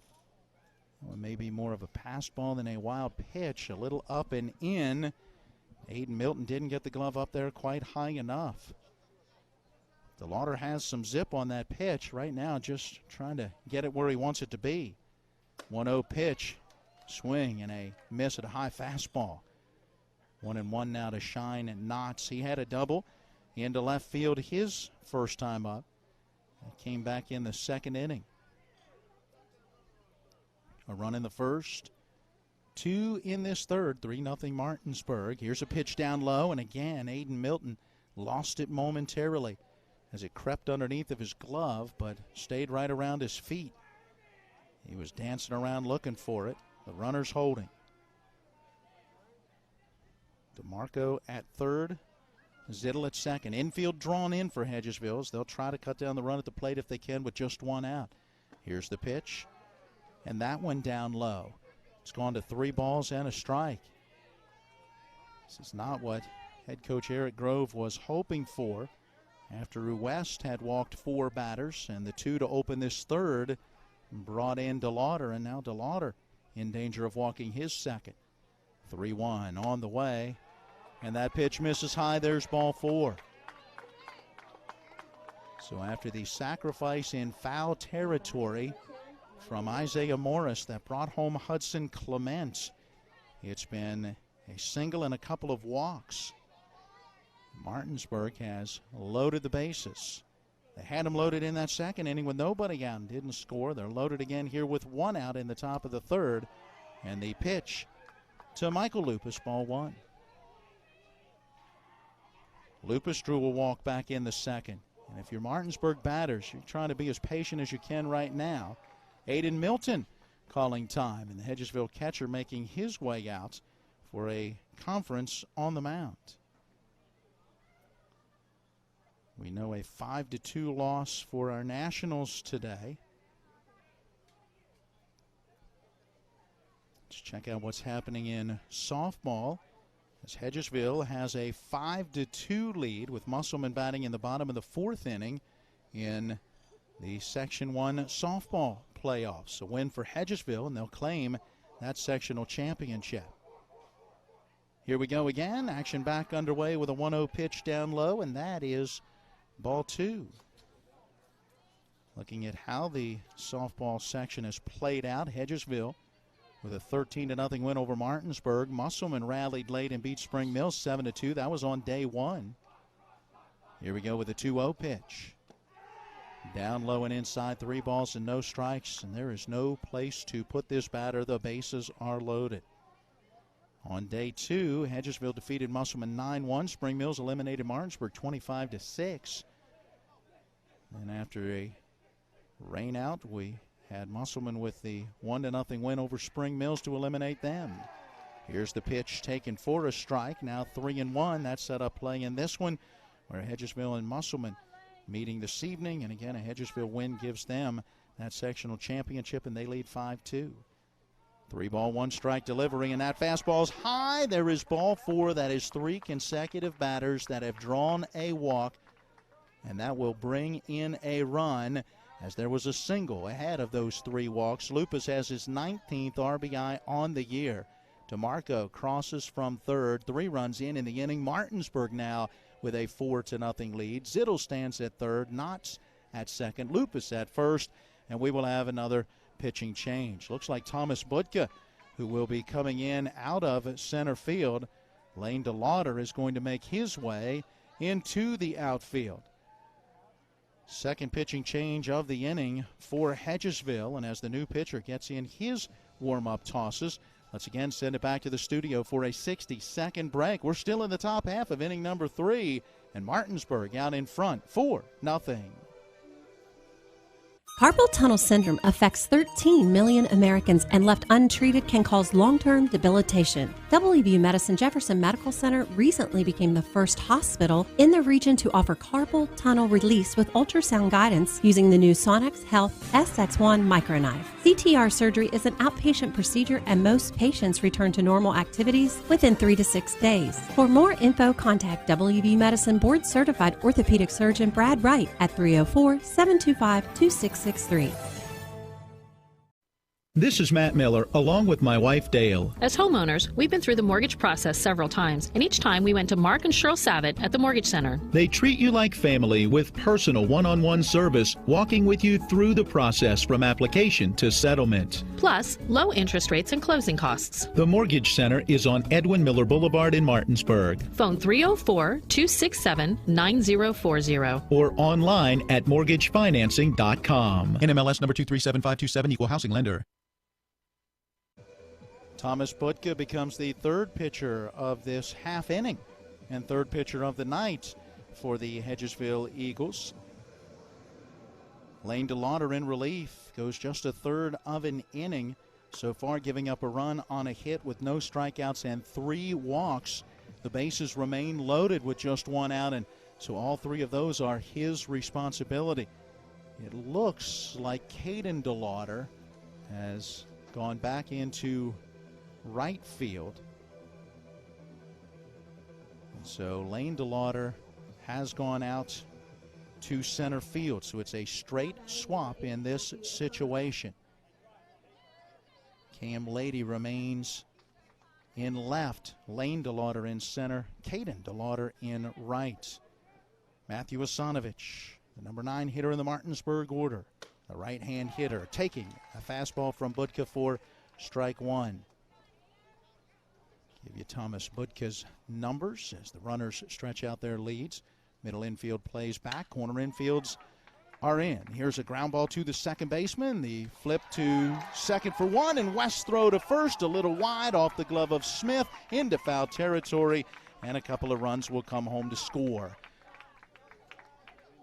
Jake Zittel was coming home to score no matter what. If Hedgesville could have turned 2, could have gotten out of it. Lupus is retired out at second as Braylon Connor was able to get it to Kyle West. That out goes 4-6 for the second out of the inning. And then Asanovich is going to be able to reach at first. No error on the play, as you don't assume the double play, although you may very well see the error as it does allow another run to score. And there is a question, I'm assuming, as to whether perhaps there should be an interference at second base that therefore forced the errant throw at first. And the umpiring crew says no, it is not interference, And so the play will stand. That means Shine Knotts was able to come around and score. That is where you may very well have the E6. While you can't assume the double play, the errant throw does allow another run to cross the plate. With Lupus wiped out at second, you have Asanovich aboard at first. Now, he was the catcher, so he may very well have given way to a courtesy runner. The argument for Eric Grove continuing, and yeah, that is Isaac Grove for Martinsburg, it looks like, who now stands out there. Yep, Isaac Grove, the freshman, as the courtesy runner. So Sifford comes in as Isaac Grove stretches out his lead over at first. Butka steps towards first and makes that throw over. 5 runs have come in the inning, 6-0. Now the lead for Martinsburg. 5 walks have been huge in this inning, as 4 of those 5 who walked have scored. The runner is on the move with a pitch to the plate. It is in there for a strike, and the throwdown gets away from the middle infielders as Grove goes in safely with the stolen base. Isaac Grove putting himself into scoring position. As Landon Sifford awaits the next pitch. He is up for a 3rd time already, and we're in the 3rd inning.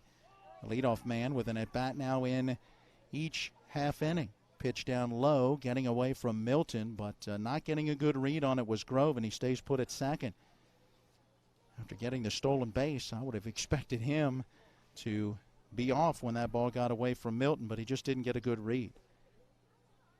1 ball, 1 strike pitch down low and inside. Now he'll break for third. Milton's got it. Throw down a little bit high, leaping into the air. Bub could not hang on to it as he came down and able to steal third, well, or at least go to third, is Isaac Grove on that pitch down low.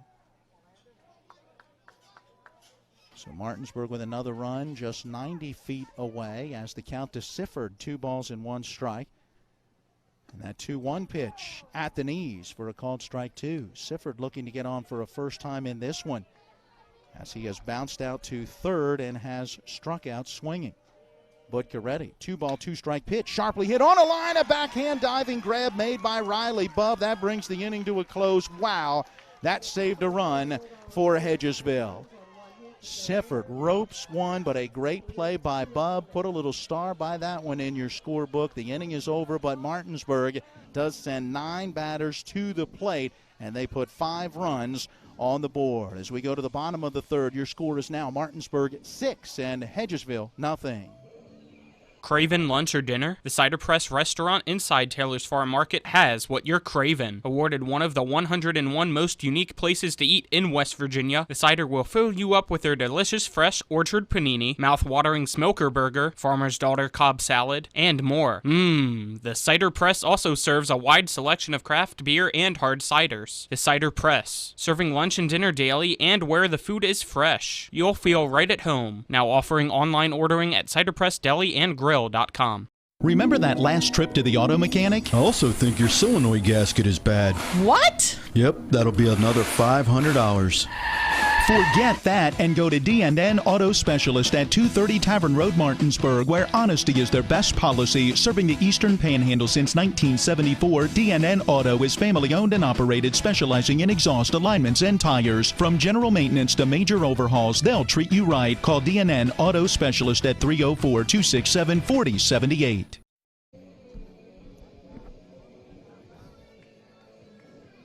Perfect music selection right now, going off the rails on this crazy train. That was a crazy top half of inning number 3 for Martinsburg, as Hedgesville had 3 different pitchers out there. Jackson Ruiz started it with a couple of walks, gave way to Lane DeLauder.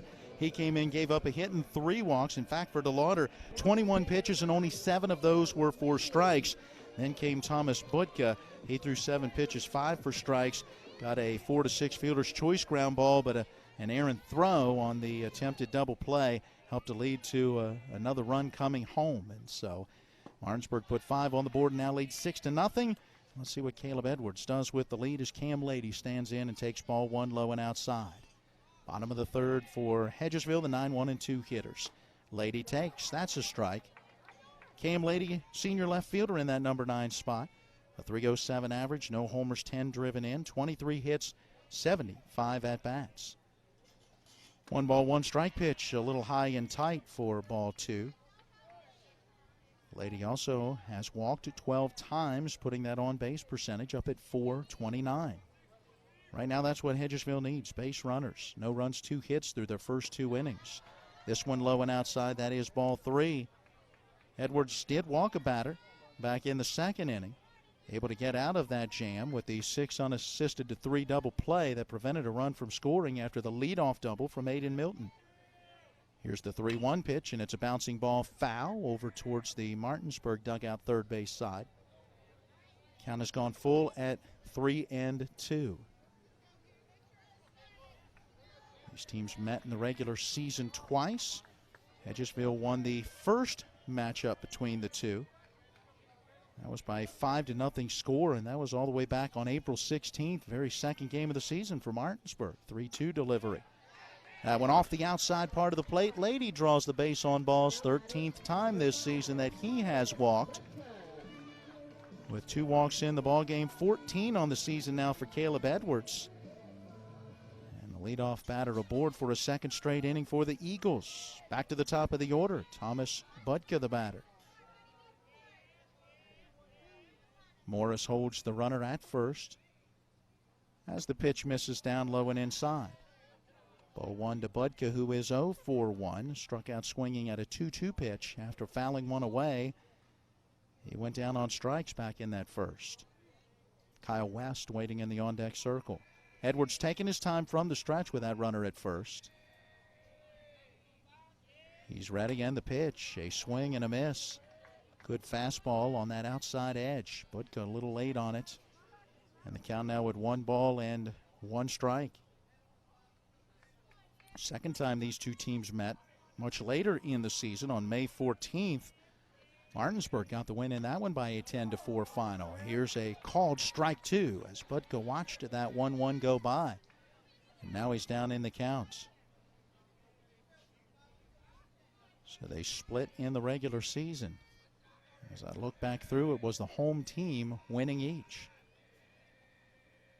The 1 ball, 2 strike pitch. Here it comes. That is down low. Asanovich pops up and bluffs as though he might throw behind Lady at first, but no throw made.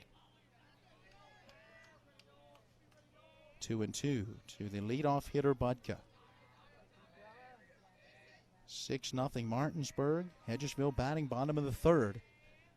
Lights on and will be taking effect as we go. Not full effect right now. Breaking pitch and a check swing. That one low and outside, and the count's gone full. So Edwards went 3-2 to Lady before issuing the walk to lead off the inning. And now he goes 3-2 to Budka. Edwards steps down off the back slope of the mound, gets a little dirt on his fingers as he grabs the baseball, toes the pitching rubber, looks in at Asanovich and gets ready. Payoff pitch. Here it comes. Runner stays at first. Pitch cut on and missed. Budka down on strikes for a second time in this one. 3 Ks for Edwards as he has now struck out at least 1 batter in each half inning. And with 1 on and 1 out, it brings up Kyle West. Lady still at first. That gives West a hole to hit through as the hard-hitting left-hander stands in. West 0 for 1 with a fly out into left, his first time up when after the very first pitch. Here he takes. Down low, ball 1. So West, a .474 hitter coming in, now at 45 hits in 96 at-bats. 7 home runs and 41 runs driven in. Edwards ready, that 1-0. Here it comes. That one high and outside goes off the glove of Asanovich, and that will allow Lady to take second base. I'm not sure if Asanovich got crossed up just a little bit or it had a little more carry to it than he expected as he reached up. Had that one go off the catcher's mitt. Likely a passed ball to advance the runner, and the count goes 2-0 to West. Edwards will go back to work as West steps back in. That open stance in the left-hand box, that front foot shaded down towards the first base bag, but he brings it back in as he awaits the pitch and then wants to stride into it. Takes this one that was outside, 3-0, and no need to throw ball 4. Aaron Byler says go ahead and put him on. With first base open, best hitter in the order right there, we're going to see him go to first base. It's the intentional walk. Puts runners now at first and at second. 1 out, and Caden DeLauder to the plate, starting right fielder. He had a single his first time up, hit that little looping liner. Jack Reisenweber, the shortstop, turned to his left, went out on, leaped up into the air, and had a tick off the end of his glove. Just couldn't quite get it. Edwards starting DeLauder with a breaking pitch outside, ball 1. Big opportunity now for Hedgesville with 2 on and just 1 out. They had a chance in that second inning and failed to score thanks to the 6 unassisted to 3 double play. Here's a bouncing ball foul third base side on the 1-0. Count to DeLauder, 1 ball, 1 strike. So a line outs, throw him out double play in the Martinsburg second inning as Jackson Ruest got out of a jam. And then in that second inning, Edwards got out of a bit of a jam with a double play ground ball. He could use another one here. 1 out with runners at first and second. The 1 ball, 1 strike pitch. Down low and outside. 2-1. We had Edwards at about 24 pitches through the first 2 innings. In fact, 12 in each. He is laboring just a little more here in this third inning. Just struggling to consistently find the strike zone. From the stretch with the runners on. Here comes that 2-1. That fastball, a called strike 2, and the count evens up.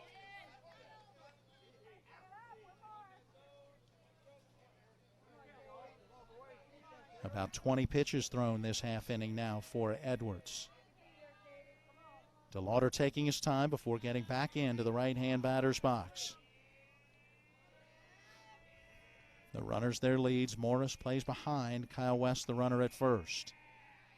Edwards looking at the runner at second. Now the break-even pitch. Here it comes. Hit high into the air, into left field. Coming in on it is Sifford. Near the line now, stops and can't handle it. It hits off the heel of his glove, but he tracks it down and makes that throw to third, and it ends up being a force out. Cam Lady is retired on that very rare 7-5 force out. West goes to second, and DeLauder will reach at first on what turns out to be a fielder's choice. That was a long run for Sifford coming in. He got in there and stopped, but never really seemed to plant under the baseball. And you got to imagine the eyes may have still been bobbing just a little bit and could not handle it. Seemed to hit off the heel of the glove and then kicked out in front of him. And he had the play in front of him.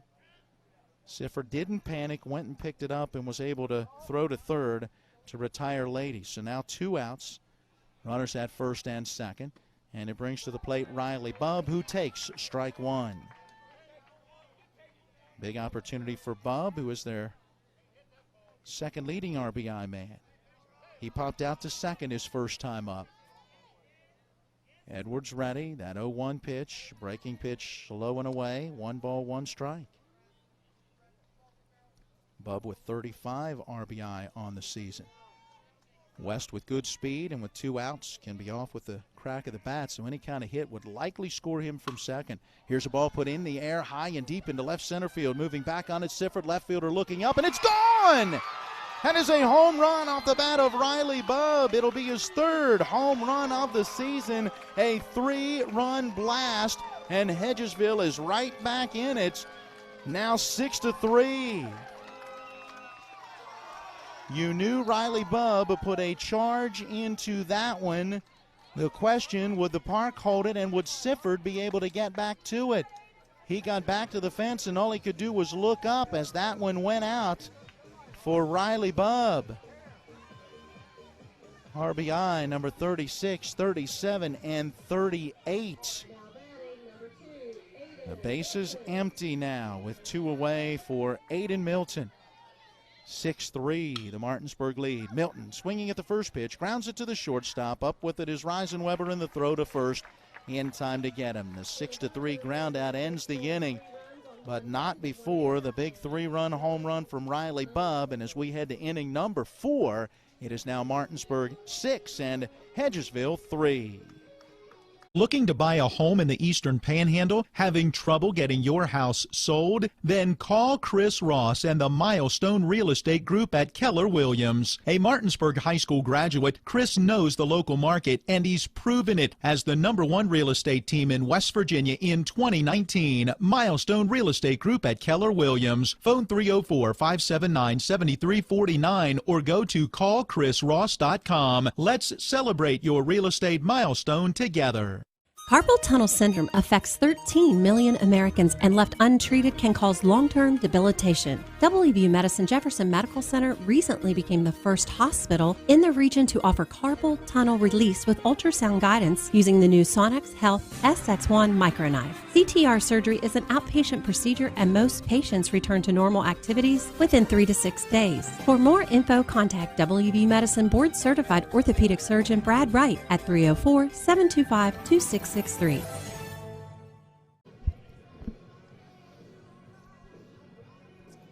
Well, your storyline through the first 3 innings, Martinsburg with 6 runs on the board on 4 hits, no errors. They've left 4, and all 4 have been in scoring position.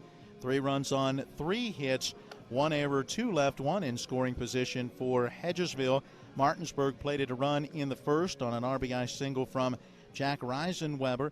In the 3rd inning, 5 runs put on the board, thanks in large part to 5 walks that came in the inning. Martinsburg scored the 5 runs on just 1 base hit, and well, they had a 6-0 lead until the bottom of the 3rd when Riley Bubb delivered the 3-run home run that has us where we stand now. 6-3 Martinsburg as the Bulldogs bat top half of inning number 4. Thomas Budka on the hill, 3rd pitcher of this one for Hedgesville. Came in and threw 7 pitches, 5 for strikes as he faced 2 batters, getting a fielder's choice ground ball and then a line drive out to end that top of the 3rd. Hudson Clement, who walked to start that 3rd, stands in to start the 4th and takes strike 1. Clement has been on twice. He doubled and scored in the 1st, walked and scored in the 3rd. Takes a breaking pitch here for a called strike 2. Good pitch from Budka. Came straight over the top, and that had that kind of 12-6 drop on it. Budka ready. Works from the 3rd base side of the pitching rubber, and the left-hand pitcher delivers, and Clement fouls it back out of play along the right field line. Reisenweber and Morris due next in the Martinsburg half of inning number 4. Middle of this one, scheduled to go 7. 0-2 due. Here it comes. Swinging a bouncing ball towards 3rd. Bubb fields it on that head-high hop, hesitates for a moment, gathers himself, and then throws on to 1st in time to get him. Clement bounces out 5-3. And now it brings up Jack Reisenweber. It was key to get that first out in the 2nd and 3rd innings. Martinsburg had the leadoff batter reach in both of those at-bats. Failed to score in that 2nd when they loaded him up with nobody out, but put 5 on the board in that 3rd. Swing and a miss by Reisenweber. Fooled by that pitch, it's 0-1. Pretty good cut there. Much like Clement, Reisenweber's been on twice. Swings through this 0-1, now 0-2. Reisenweber had the RBI single in the 1st, and then the walk and the run score in the 3rd. 0-2 on the way, a foul that goes through to the backstop. Very late decision by Reisenweber just to try to get the bat on the ball and stay alive in that situation, and he did just that. Count holding 0-2. Budka ready, left-hander to the plate, and Reisenweber grounds it in the hole between 3rd and short. Nice stop by West, the shortstop, long throw to 1st and not in time. Bubb, the 3rd baseman, with a diving effort moving to his left, could not get to that one, but West behind him, the shortstop, moving to his right, did field it, but West couldn't plant and really get enough on that throw, and that's an infield hit for Reisenweber. A one-out base runner for Martinsburg. And Isaiah Morris. Checking back in on girls softball. Hedgesville now with an 8-3 lead over Musselman in the top of the 6th inning as Hedgesville looks to claim that girls softball Section 1 championship. Their opponent in the regional would be Washington. But get ready, and the pitch to the plate. Little inside out swing, and Isaiah Morris goes the other way. A little dribbler, if you will, past the shortstop West and out into left field, and Morris has his first hit of the night. So back-to-back singles with one out in the 4th, and Martinsburg looking for some more runs.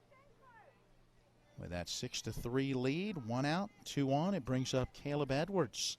The Washington Patriots winning the softball Section 2 championship with a 13-0 win over Jefferson.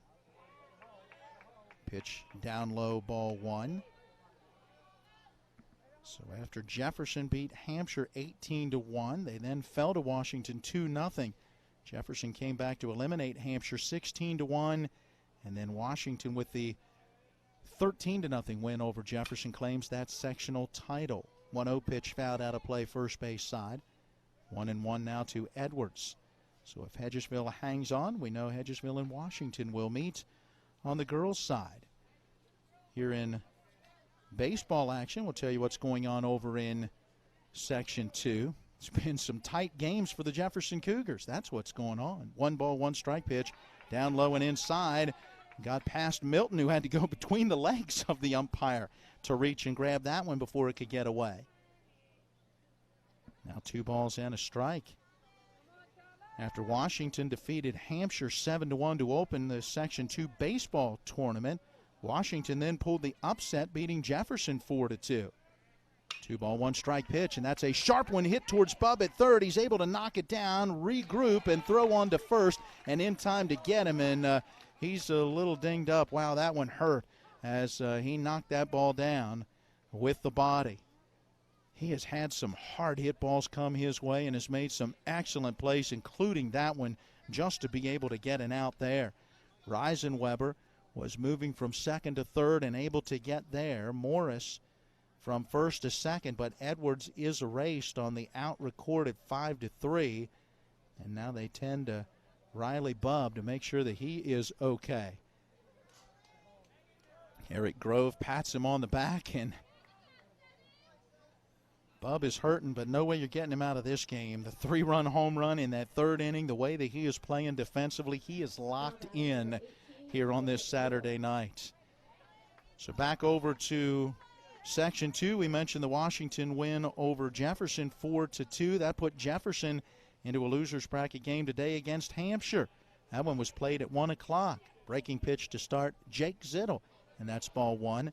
Zittel has walked each of his 2 times up and came around to score in the 3rd. 1-0 pitch on the way. That fastball a bit up and away. That's ball 2. Earlier today, Jefferson needed 8 innings to get by Hampshire, 2-1, and they walked it off on an error in the bottom of that 8th inning to avoid elimination. 2-0 pitch in there for a strike. Now 2-1. So Jefferson will host Washington on Monday at 6 o'clock, and a Washington win gives them the sectional championship. Swing and a miss at the 2-1, 2-2 now to Zittel. A Jefferson win on Monday would force a decisive sectional title game that would be played then on Tuesday night. 2-ball, 2-strike delivery down low and inside. Now at 3-2. Big situation here with 2 outs and 2 in scoring position. Martinsburg with a 6-3 lead, but looking for more. The payoff pitch, here it comes. Outside, ball 4. Zittel draws a walk for a 3rd time in this game.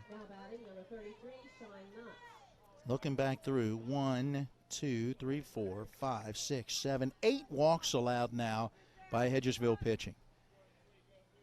That's the difference right now on that scoreboard when you look back and consider 1, 2, 3, 4 of the runs that are on the board. The runner reached on the base on balls. First pitch to Shine Knotts in there for a strike, and Knotts, one of those who walked and scored back in the 3rd inning, he doubled in the second inning. Right-hand batter swings, grounds this one foul third base side. He's down in the count here, 0-2. So we know Washington and Jefferson will play on Monday. That game at 6 o'clock at Sager.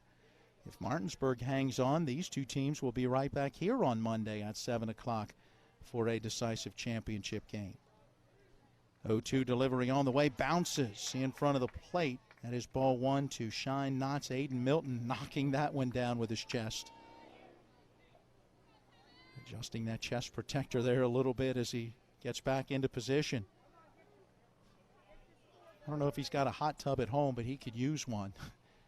The way that he has blocked pitches in some games that we have been at this year. Here's the pitch to the plate. Swing and a miss. And he's down on strikes. Knotts could not catch up with a high fastball on the 1-2. 27th time on the season that he has gone down on strikes. Big strikeout for Budka. First since he came in relief, and Martinsburg will leave a pair in scoring position. And that means they have now left 6, and all 6 at either second or third. They still have the lead as we go to the bottom of the fourth. It's Martinsburg at 6 and Hedgesville 3. All right, Matt, when it comes to flooring, you can't beat luxury vinyl. It's waterproof, easy to clean and maintain, extremely durable, and looks great. Are you nuts? Hardwood flooring's the way to go. It's durable, easy to maintain, matches every decor, and increases the value of your home instantly. All right, one thing we can agree on is Tripp's Floor Sanding and Berkeley Fashion Flooring. They'll take care of you with great selection, service, and pricing. Whether it's hardwood or luxury vinyl, call Trips at 304-229-7009. Or visit TrippsFloorSanding.com. With 4 new car dealerships and 4 used car dealerships in 3 states, Parsons is the largest used car and fastest growing new car dealer in the tri-state area. Take Parsons Ford with huge savings on hundreds of new Fords, financing from 0%, Parsons' goal of financing for all, and Parsons' famous above-market trade-in allowances that help make Parsons #1 for used cars too. See why so many won't buy anywhere but Parsons Ford in Martinsburg. We became #1 by making you #1 first. Parsons. Now let me make one correction as we go to the bottom of the fourth inning. Martinsburg left the bases loaded in that top half of the fourth, so they have now stranded 7 base runners through their first 4 at-bats, and 6 of the 7 have been left in scoring position, yet right now they lead it 6-3. Swinging at the first pitch, Tyler Smith gets the bottom of the fourth inning underway with a foul ball out of play off the first base side. Smith 0 for 1, a strikeout victim against Edwards back in that second inning. Edwards taking his time as he gets ready to go to work. We've got him right around 49, so this would be his 50th pitch of the game, and that one down low. 1 ball in, 1 strike. Lane DeLauder would be due next in the spot originally held by Jackson Ruest, the starting pitcher. Here's one that misses up and in. Now 2 balls and a strike. Ruest went 2+ innings before coming out of this one.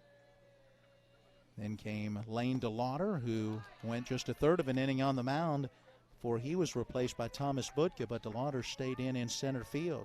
2-1 pitch missing. Now 3 balls and a strike. Edwards has labored a bit with control. 3 walks in this one.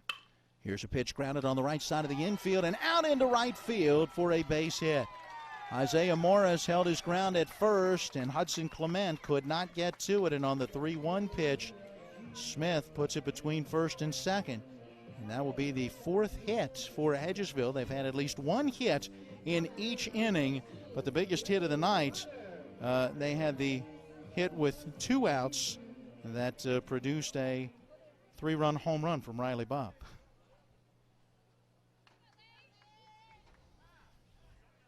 DeLauder to the plate. We have time taken. I think we may end up with a pinch runner.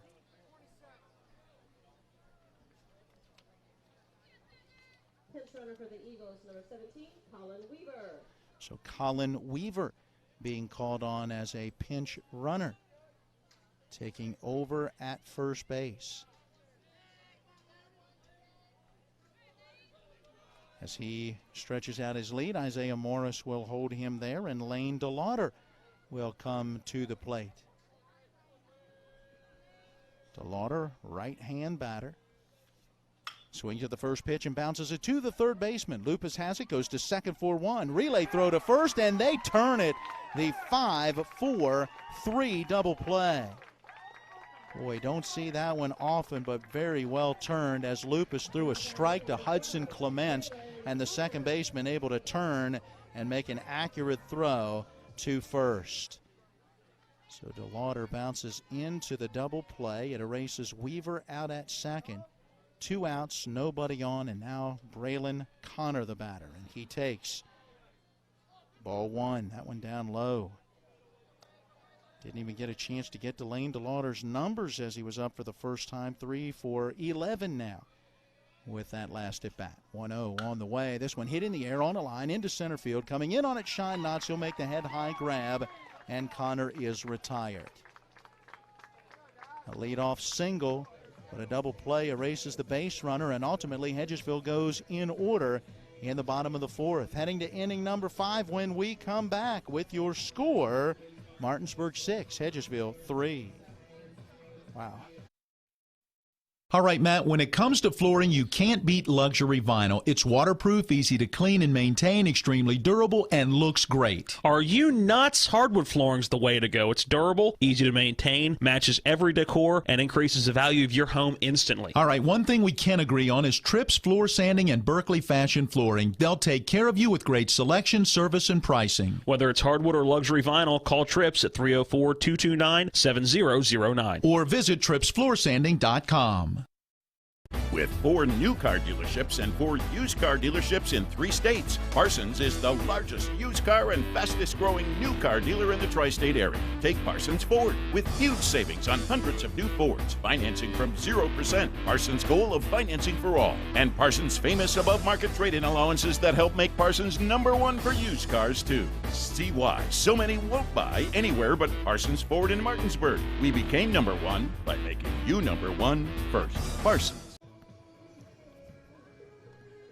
Back here at Eagle Field, Matt Miller with you. Matt Crawford enjoying the weekend off. So too John Alderton. We've got Donald Kenny running our TV10 camera for this one. Avery Newport is our on-site producer, and Colin McLaughlin, our engineer, back at the studio. They've gone to the top of the 7th inning out at Musselman in the softball sectional, and it is Hedgesville 8 and Musselman 3. So Hedgesville on the verge of claiming that sectional championship. Here we move to the top half of inning number 5. Out on the hill, Thomas Butka going to work, facing Michael Lupus, and the first pitch missing. Ball 1. 1-0 delivery. Here it comes, a swing and a miss. 1-1 to the Bulldog third baseman, number 8 hitter in the order. Lupus has walked twice, so officially 0 for 0 in this game. And one of those walks with the bases loaded that brought home a run in that third inning. 1-1 pitch in the dirt.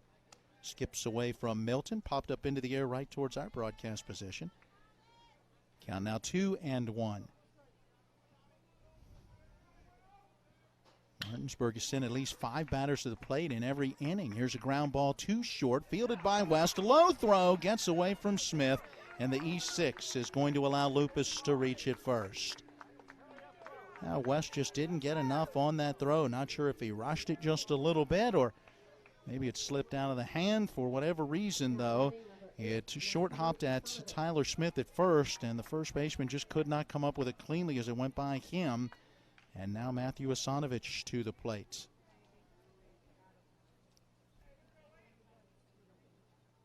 Five batters came to the plate in the first, 5 in the second, 9 in the third, as Asanovich shows bunt, pulls back, and takes a perfect strike. If he was going to lay down a bunt, that was a pitch to do it on, and he let it go by. 6 guys came to the plate in the 4th inning.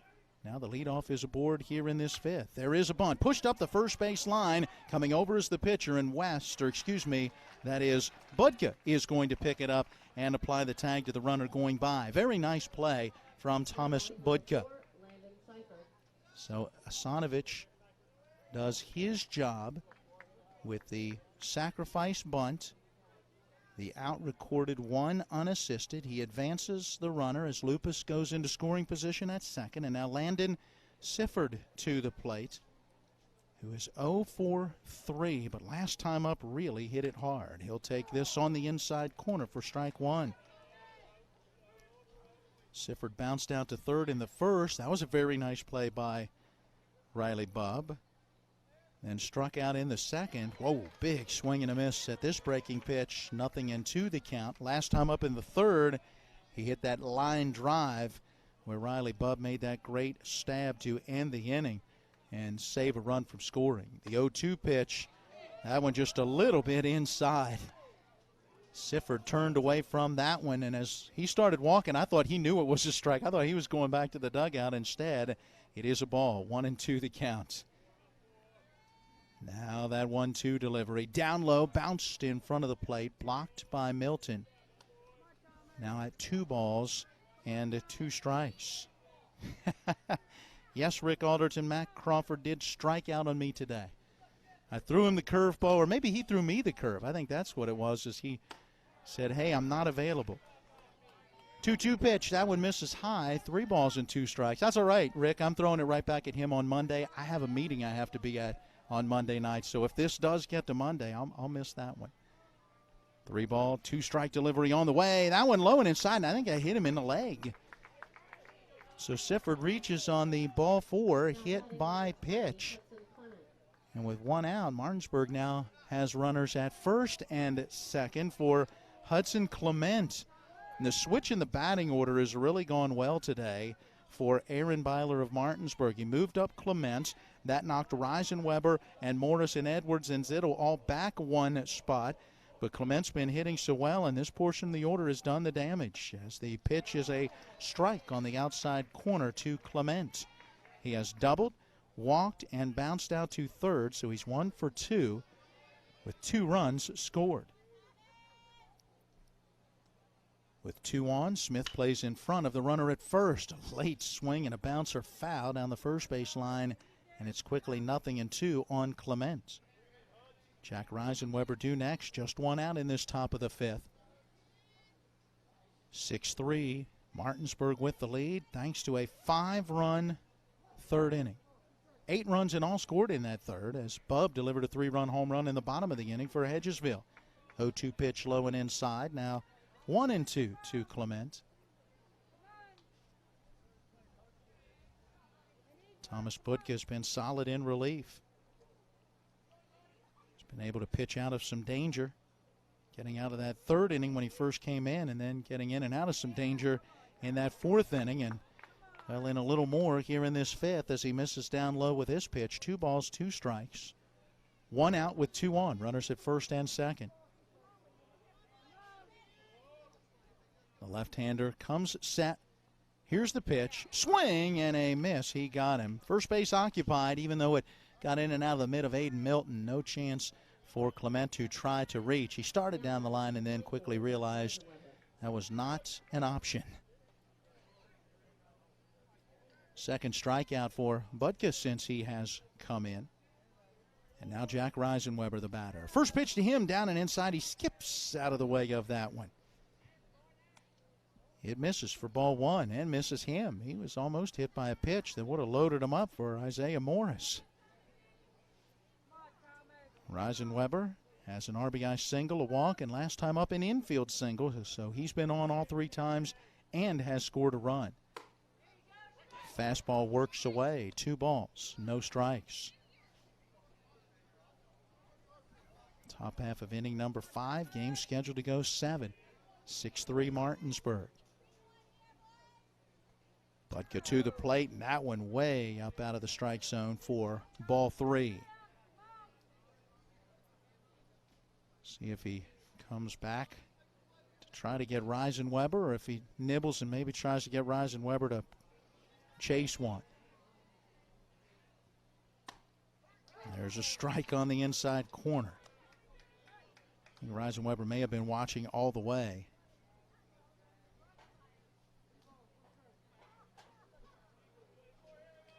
So the 3-1. Here it comes, and that one down and in, and that is ball 4, and the bases are loaded.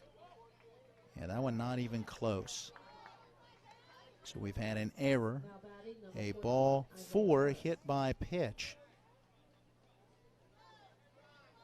And now a 2-out base on balls. With 2 away, it brings up Isaiah Morris. He had a single the other way his last time up, as he is 1 for 2, has also struck out. Watches a fastball that stays upstairs, ball 1. Sandwiched in between the strikeout and the single in the third inning, a sacrifice pop foul to the shortstop. It's one of those rare plays as he, swings through this fastball, 1-1. Good pitch from Budka. He popped it up in foul territory down that third base line. West went over into foul territory, sliding to make the grab.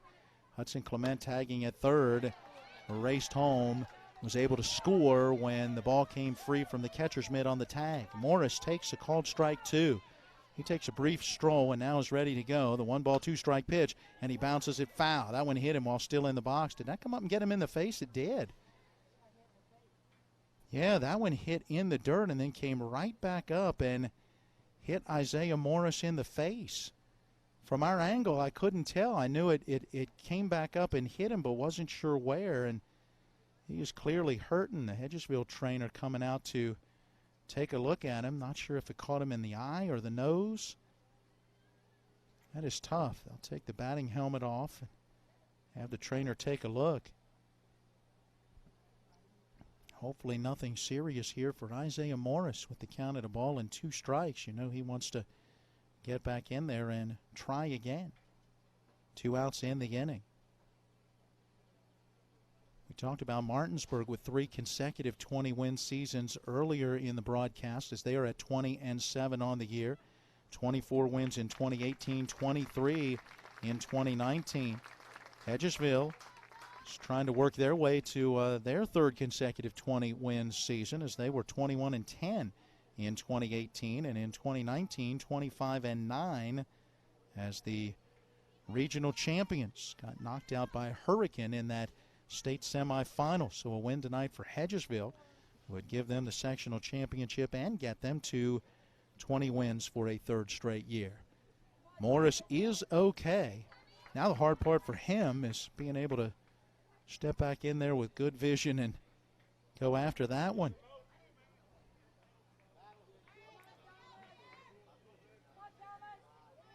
He will step back in, awaiting a 1-ball, 2-strike pitch. Bases are loaded with 2 outs in this top of the 5th. Here's the pitch, and that one down and in. So it's 2-2. Important pitch coming up here for Thomas Budka. The 2-ball, 2-strike delivery. Swing and a miss. He got him. So down on strikes goes Isaiah Morris. A pair of Ks in the inning, 3 in the ballgame now for Thomas Budka. And he gets out of the jam as Martinsburg strands the bases loaded for a 2nd straight inning without putting a run on the board. They had the bases loaded with nobody out in the 2nd and failed to score, and yet Martinsburg has the lead. We go to the bottom of the 5th. It's the Bulldogs 6 and Hedgesville 3. Heffley Motor Company, serving the Eastern Panhandle for over 17 years. Known for our wide variety of vehicles at great prices, we are the area's only pre-owned Carfax Advantage dealer. Save yourself time and money. Come see us. You'll be glad you did. And don't forget our popular detailing service to keep your car looking brand new. We're proud to be your partner serving the community. You're local, we're local, why not buy local? Heffley Motor Company, a nice place to do business. This is Ben Copenhaver, your local alarm professional at DYNAMARK Atlantic Security. Did you know that home break-ins are 6% more likely during the day? That's right. The bad guys know when you're away, and they are smarter than you think. DYNAMARK Atlantic Security has the security solutions for you. Don't commit the error when the game is on the line. Phone me today at 304-671-2158 to learn how to play good defense against the bad guys. DYNAMARK Atlantic Security. Call today at 304-671-2158.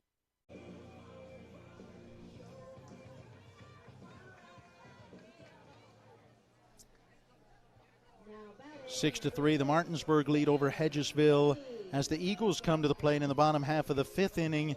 That is here in high school baseball. In high school softball, Hedgesville with a 10-3 lead as Musselman now bats in the bottom of the 7th inning, and they have a runner at second with 2 outs, and so Hedgesville an out away from winning that sectional championship.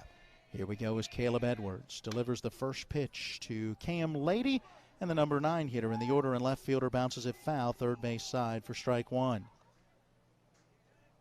Lady walked back in the third inning and eventually was erased at third on a fielder's choice when Landon Sifford in left dropped a relatively shallow pop fly or fly ball and ultimately was able to still get an out at the third base bag. This pitch down low, 1 ball and 1 strike. We mentioned earlier in the broadcast, Morgantown is the Region 1 Section 1 champion. The 1-1 pitch on the way. That one a letter high strike on the outer edge. Now at a ball and 2 strikes to Lady. Morgantown with an 11-1 win over John Marshall to claim that sectional championship, eliminating the Monarchs. Brook and Wheeling Park had also been eliminated. This pitch down low and away, getting away from Asanovich. Now 2-2 to Lady. Morgantown is waiting to see, will it be Bridgeport or University out of Region 1 and Section 2. Bridgeport, they shut out Preston 22-0 and then a 13-6 win over University. University eliminated Buchanan Upshur after Preston was already eliminated, and now it leaves Bridgeport a win away from that sectional title. Lady bounces the 2-2 pitch to the pitcher off the front slope of the mound, down in front of the mound actually. Edwards was able to grab it and make that throw to first base. And let's see. Yep, it is going to be a foul ball. I kind of wondered, and it's our third base umpire, Neil Ryman-Schneider, who had the best view to see it. But I really thought as it came down into the ground and then the way that it went to the pitcher that it had hit Lady as well, and apparently it did. So it will be 2 balls and 2 strikes as Cam Lady comes back. That is not an out, but rather that ball hit him in the foot as it came down off the bat, and while still in the batter's box, that's automatically a dead ball, a foul ball. So the 2 ball, 2 strike pitch, and a swing and a miss, and he goes down on strikes. So Caleb Edwards will pick up his 4th strikeout, 1 away in the Hedgesville 5th inning for Thomas Budka. So as Bridgeport and University play to see who's going to be the Section 2 champion, that's going to be one heck of a regional final series between Morgantown and Bridgeport if that is the matchup. Swinging away, Thomas Budka sends a fly ball into right field. Jordan Canby camps under it and makes the grab for the second out.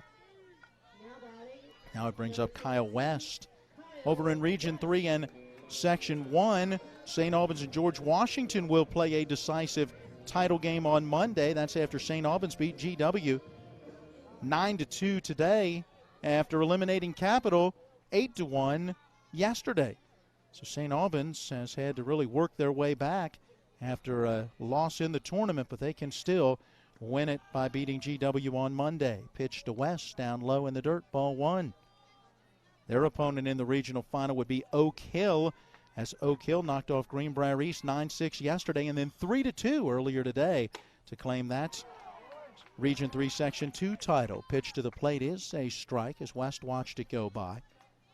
Now 1-1. West had a fly out to left back in the first, was intentionally walked after a 3-ball count in the 3rd inning and came home to score on the 3-run home run from Bub. This one misses, 2 balls and a strike. Now that 2-1 pitch, a number off the end of the bat, slowly rolling up the third baseline. Over is Edwards. He'll field, bluff, and not even throw in a wise decision. It's an infield hit for the speedy Kyle West coming out of the left-hand batter's box. As good as a swinging bunt as that one kind of cued off the end of the bat and slowly up the third baseline.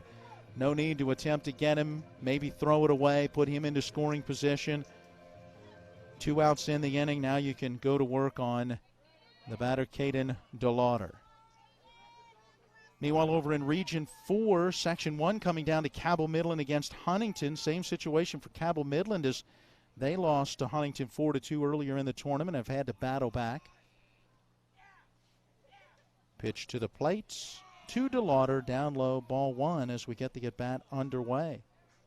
So Cabell Midland, after eliminating Spring Valley 12-10, came back and beat Huntington 10-4, forcing the decisive championship game in that section. 1-0 pitch to the plate. Off speed, swing and a miss. Had him well out in front. DeLauder has singled, reached on a fielder's choice, and scored a run as he is 1 for 2. In Section 2, Hurricane taking care of business in Region 4 as they knocked off Parkersburg South 11-1. And so Hurricane going 3-0, undefeated in Section 2 play to claim that sectional championship. 1-1 strike pitch. Edwards taking a little bit off of that one and had DeLauder well out in front. Now 1-2 as he swings through that pitch. Now if you're DeLauder, what are you expecting? And if you're Edwards, what do you come back with? Let's see. 2 outs with a runner at first. Bottom half of inning number 5, 6-3 Martinsburg.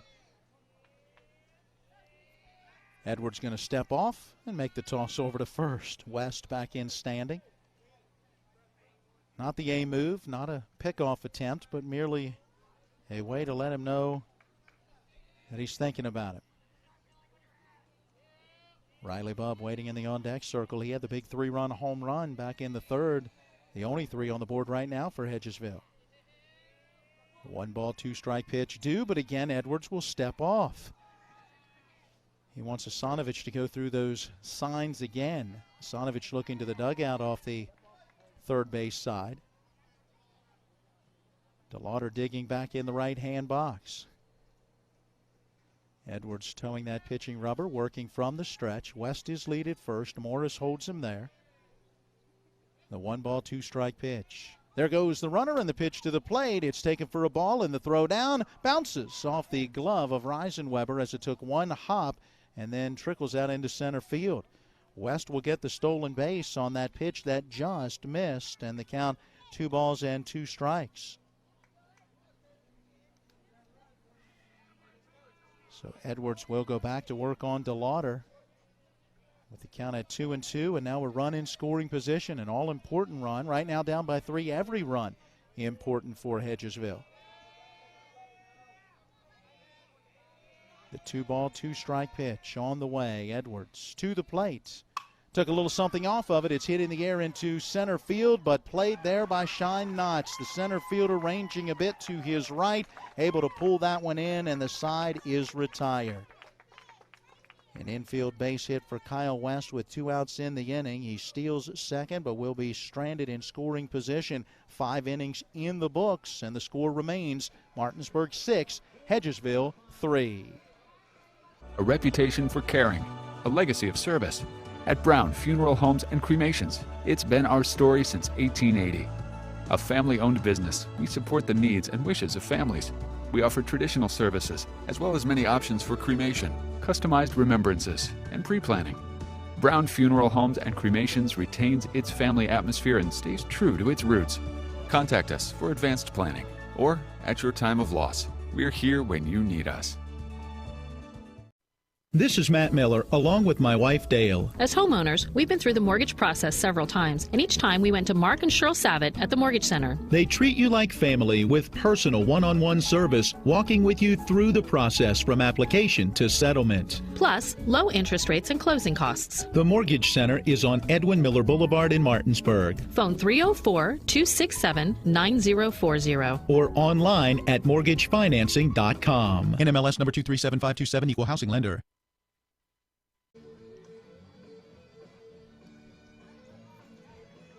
Here we go to the top half of inning number 6. Martinsburg with the 5, 6, and 7 hitters to face Thomas Butke into his 3rd full inning of relief. He's the 3rd pitcher of the day for Hedgesville. Jackson Ruess, the starter, gave up 3 runs on 3 hits in 2+ with 3 strikeouts but 4 walks. Lane DeLauder came in that 3rd, got just 1 out. He ultimately gave up 3 runs on just 1 hit. But the reason 3 walks with no strikeouts, then Thomas Butke came in, and Butke so far has shut down Martinsburg, at least on the scoreboard. Martinsburg is threatened. In the 4th inning, they left the bases loaded on a strikeout, and in the 5th inning left the bases loaded with a strikeout for that final out. So 6 runners, 4 in scoring position left on base in the last 2 at-bats for Martinsburg. First pitch to Caleb Edwards. That went upstairs for ball 1. But get the left-hander ready, and this pitch right down the middle to even up that count at a ball and a strike. The Bulldog opposing pitcher hitting in the number 5 spot in the order, up for a 4th time. Got caught looking against Ruest. Swings through this one now at a ball and 2 strikes. Then in an at-bat against DeLauder, had a single. And then first time up against Budka, grounded out to the third baseman. So he has seen all 3 pitchers. Swing and a miss. And down on strikes goes Caleb Edwards. Just didn't look comfortable in that at-bat. That is back-to-back Ks now, giving Budka 4 in the ball game since he's come in. Brings up Jake Zittel. Zittel has been on base all 3 times. Is that a prognostication with the first pitch down and in for ball 1? We'll see. The reason I bring that up is because he's officially 0 for 0 today with 3 walks.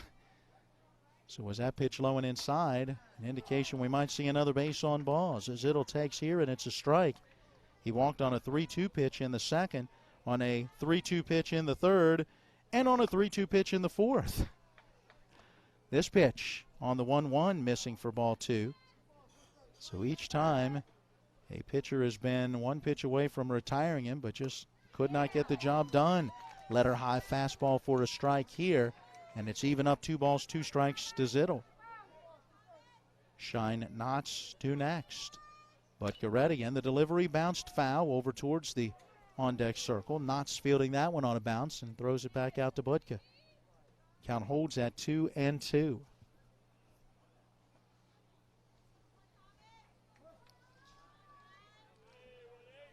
Here's the pitch, and that one right there for a called strike 3. Zittel frozen by that 2-2 delivery. 3 straight batters retired via the strikeout for Budka. 2 down in the inning, nobody on, and Shine Knotts to the plate. And this could be the first time that we have seen a 1-2-3 inning for a Hedgesville pitcher. Martinsburg's only done it once, but that was thanks in part to a 5-4-3 double play. After a leadoff single, that came in the 4th inning. First pitch to Knotts, outside ball 1.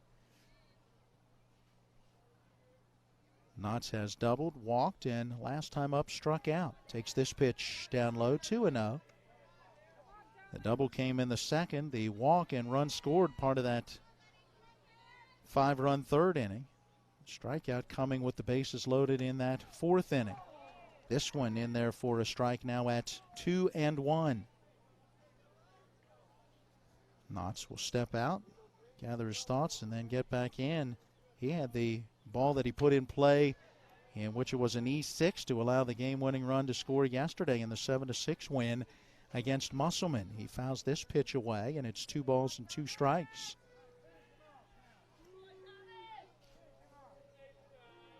The 2-2 due, and Budka is ready. That break even on the way. Strike 3 called on the outside corner. How about the inning for Thomas Budka as he strikes out the side? Martinsburg down in order for the first time in this game. Moving to the bottom of inning number 6 when we come back to Eagle Field with Martinsburg still in front, 6-3. With 4 new car dealerships and 4 used car dealerships in 3 states, Parsons is the largest used car and fastest growing new car dealer in the tri-state area. Take Parsons Ford with huge savings on hundreds of new Fords, financing from 0%, Parsons' goal of financing for all, and Parsons' famous above-market trade-in allowances that help make Parsons #1 for used cars too. See why so many won't buy anywhere but Parsons Ford in Martinsburg. We became #1 by making you #1 first. Parsons.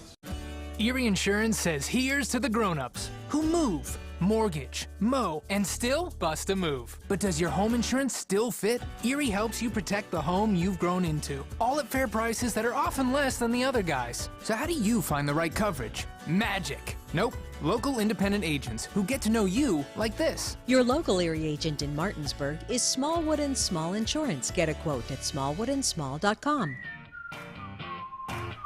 Erie Insurance.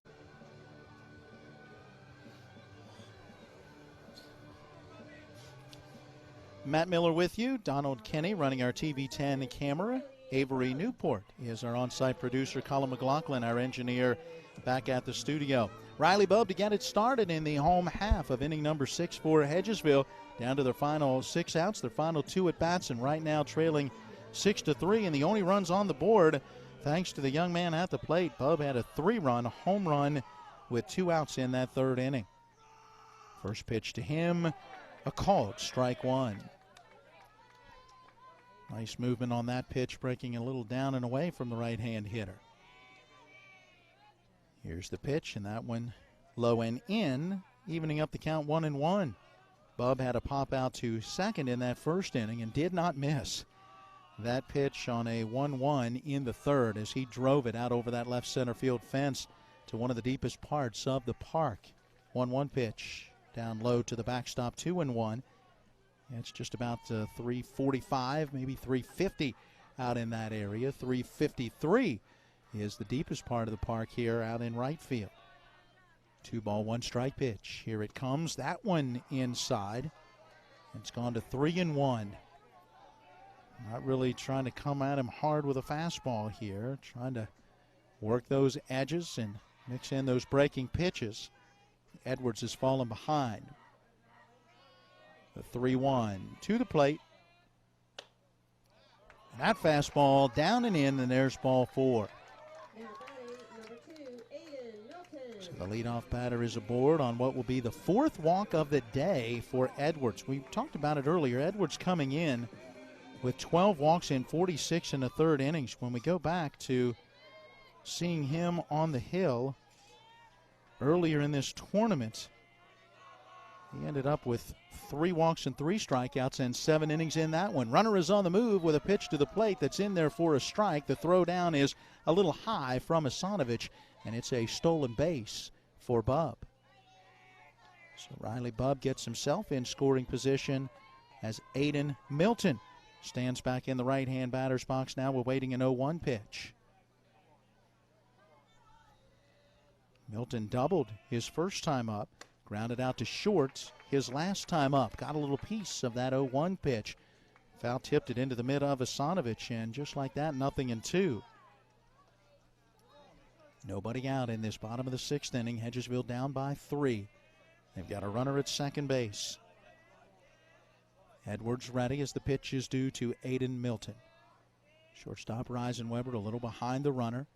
As the pitch to the plate is bounced towards the 3rd baseman. Coming up with that is Lupus. His throw to first. It pulled the first baseman Morris off the bag, but he was able to apply the tag on the runner going by.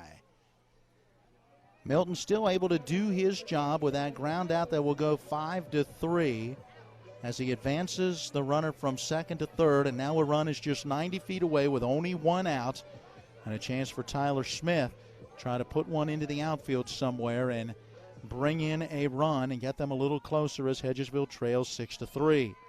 Smith had a single the other way his last time up. He is 1 for 2. Has also struck out. That came in the 2nd inning. First pitch down low and outside for ball 1. And we've seen it this season. This Hedgesville team is never out of it. Pitch, a foul in behind home plates. Smith tried to hold up, it looked like, on that 1-0, but had gone through the zone and ended up making contact anyway. And it's now at 1 ball and 1 strike. Kind of go back earlier in the season at a game here in which Hedgesville rallied to get a victory against Washington. Fastball just away for ball 2. 2 balls and a strike now to Smith.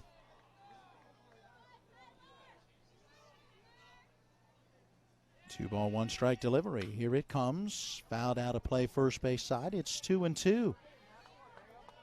Looking back through my score sheet to get to that one, because that was a monumental comeback. Looked like Washington had that one all the way, but could not hold on as the Eagles came back and scored in that bottom half of the 7th inning. Shown that ability throughout the course of the year. We're bottom of the 6th inning here, down by 3. They've got a run just 90 feet away with 1 out. And Asanovich and Edwards can't get on the same page. So now Tyler Smith going to go down and talk with Nicky Brown in the third base coach's box as Asanovich and Edwards talk in front of the mound. By the way, it's a final in softball. Hedgesville beating Musselman 10-3. So Hedgesville is the Section 1 champion in AAA Region 2. And they will face the Section 2 champion Washington in the upcoming regionals to see who will go on to the state tournament.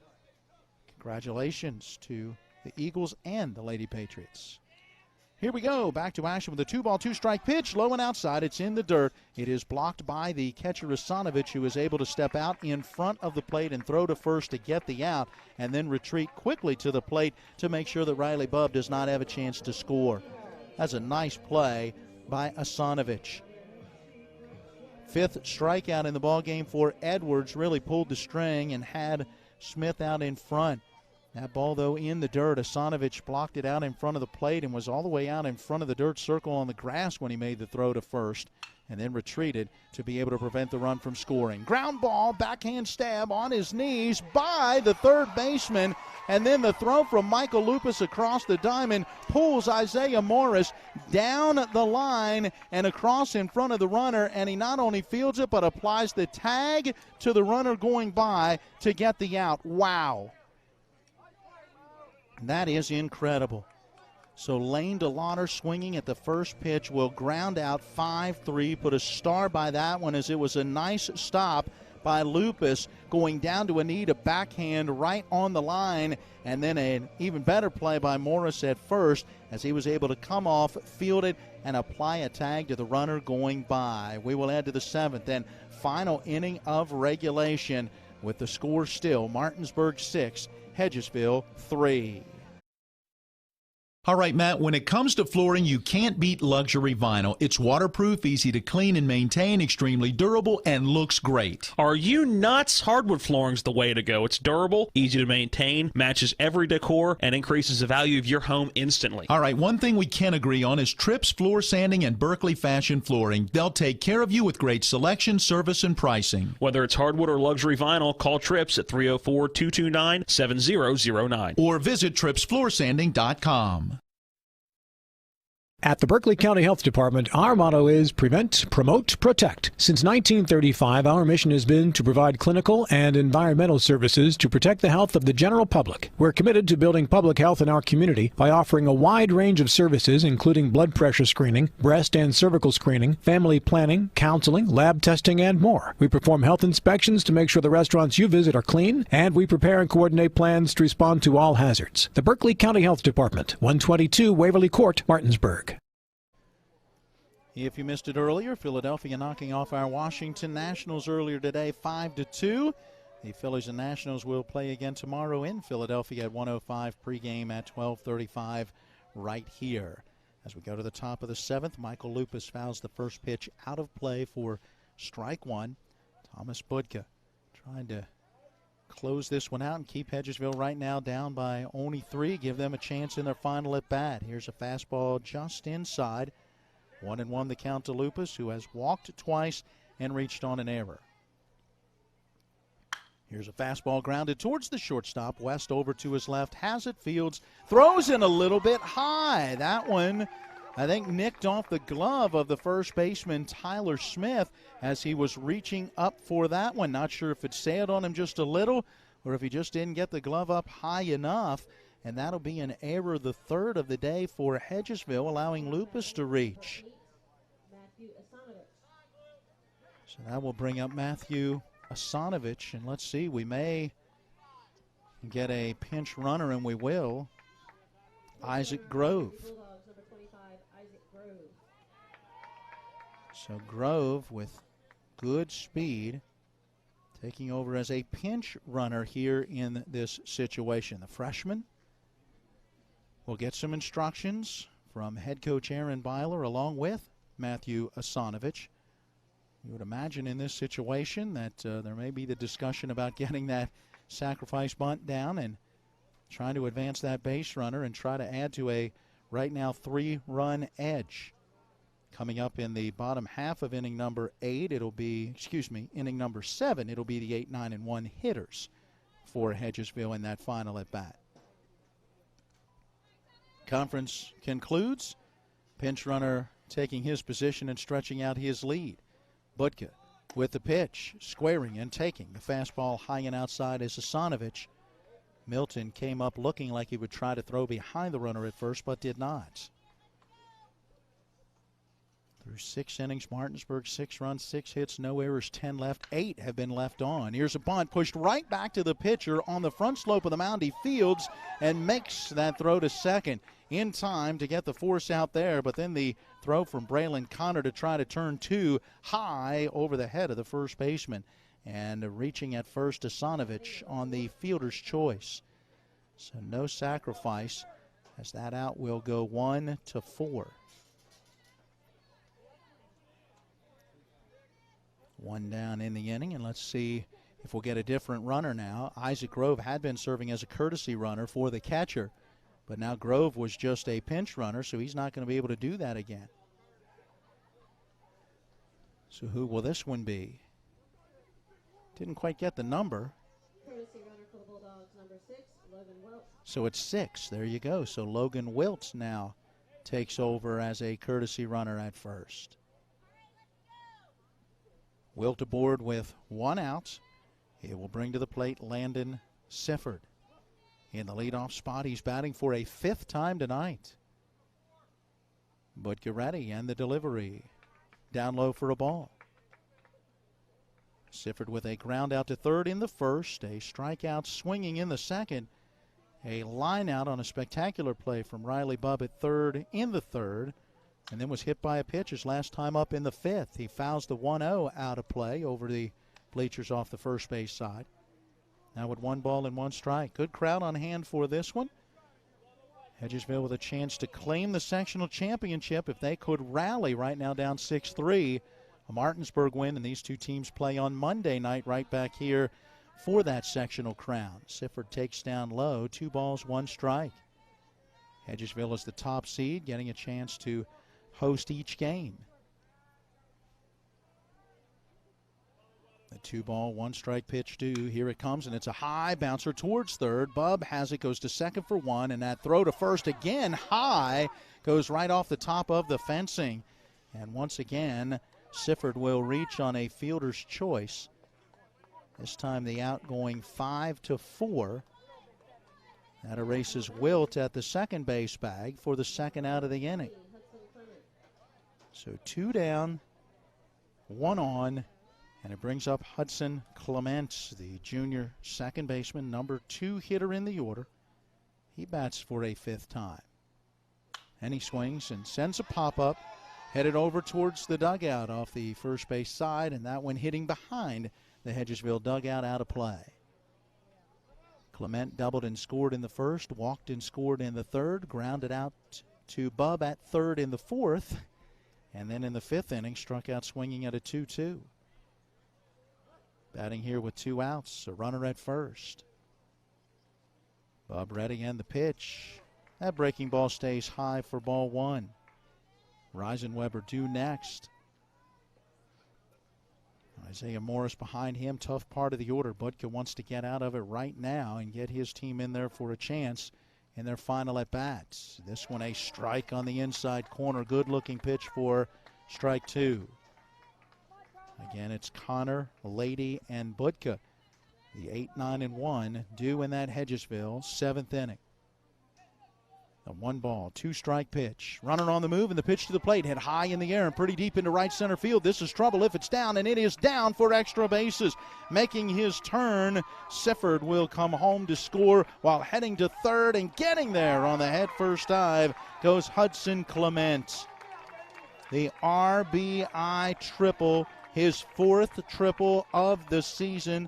RBI number 20 on the year. Puts Martinsburg a little further out in front now, 7-3. Drove that one into the gap, perfectly positioned between Lane DeLauder in center and Caden DeLauder in right. No one catching up to that one, and now Reisenweber takes high and tight ball 1. The climb for Hedgesville a little bit deeper now, down by 4. Reisenweber swings, pops this one up down the right field line. That one's going to get out of play into the bullpen area for Hedgesville. 1-1 strike. Reisenweber with an RBI single, a walk, an infield single, and a walk. So he's been up 4 times, on base 4 times. Budka trying to get him here to wrap up this inning and not allow another run to score as Hudson Clement is at third. 1-1 strike pitch bounced out in front of the plate, goes off of Milton through to the backstop, and the play at the plate and not in time. Hustling down the line, Hudson Clement able to score on that wild pitch that was down in the dirt that took that bounce off of Milton and then went high up into the screen. Tell you what, Aiden Milton played it well as he got it off the screen and threw a strike back to Budka, but unable to get Clement, who went in standing. So the count should be a 2-1 to Reisenweber, and now Aiden Milton out for a quick word with Thomas Budka. 2-1 strike should be the count as Reisenweber digs back in with now the bases empty, but 2 runs in and Martinsburg pushing that lead out to 8-3. There is the indication from Keith Allison, our plate umpire, and the 2-1 pitch due. Budka ready, here it comes. Swing and a miss, it's 2-2. Reisenweber looked like he tried to maybe check that swing up at the last second, got really stiff, if you will, as he came around. He went through the zone and the break-even pitch to the plate. Here's a bouncer right back up the middle off the front slope of the mound and out into center field. Reisenweber turning that 2-2 pitch right back up the middle for his 3rd hit of the day, now 3 for 3 with a couple of walks. He's been up 5 times. He's been on 5 times.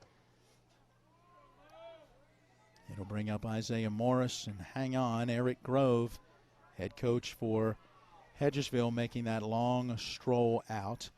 Doesn't look like he's ready to take the baseball yet.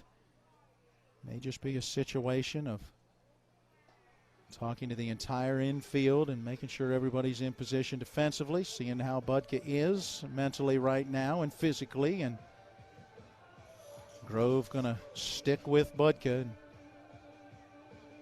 Eric Grove making his way back over towards the dugout off the first base side. Still seems a little frustrated with plate umpire Keith Allison as Allison went out to kind of break things up and just talking or judging, I should say, from the body language at the conversation there with Grove as he kind of walked away. Still fussing a little bit about some close calls in this one. Isaiah Morris will step in with 2 outs and that runner at first. 2 runs in the inning, an 8-3 Martinsburg lead. Pitch to the plate, a fastball on the outside corner for a strike. Looking ahead to that 7th inning for Edwards, we've got him at 86 pitches.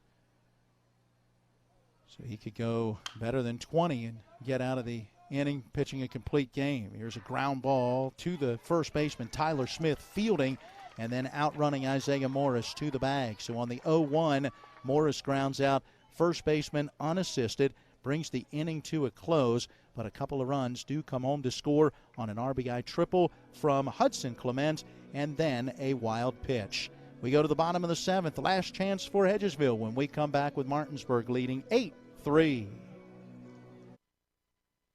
This is Ben Copenhaver, your local alarm professional at DYNAMARK Atlantic Security. Did you know that home break-ins are 6% more likely during the day? That's right. The bad guys know when you're away, and they are smarter than you think. DYNAMARK Atlantic Security has the security solutions for you. Don't commit the error when the game is on the line. Phone me today at 304-671-2158 to learn how to play good defense against the bad guys. DYNAMARK Atlantic Security. Call today at 304-671-2158.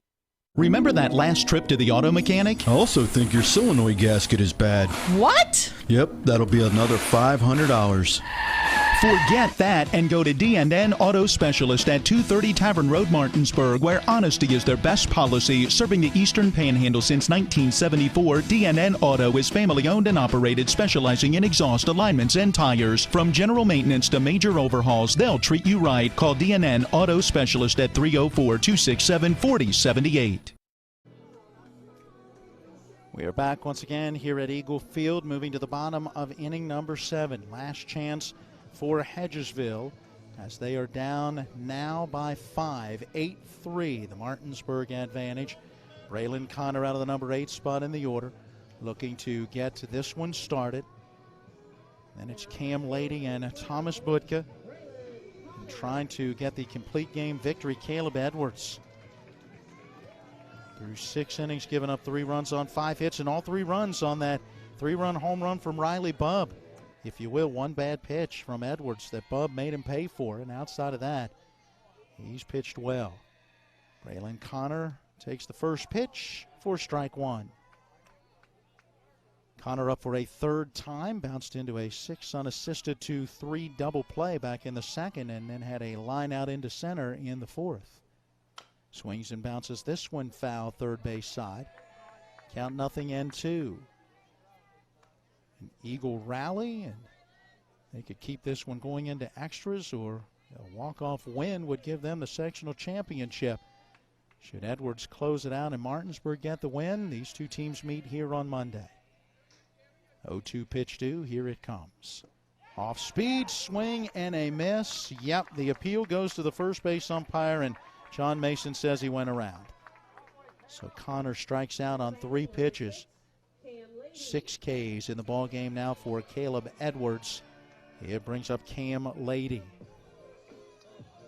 Lady has walked and has struck out 0 for 1 in this one. Here comes the pitch, and a fastball low for ball 1. Martinsburg has left a ton of base runners despite scoring the 8 runs. Hedgesville's left just 4 runners. And has left 3 of them in scoring position. This pitch outside, a bit low as well. 2 balls, no strikes. So they have not even had the scoring opportunities that Martinsburg has let get by. 2-0 on the way. Down low and in, 3 balls and no strikes. If you're Caleb Edwards, this is a guy you want to go after because you know you got Budka, West, DeLauder, and Bubb coming next.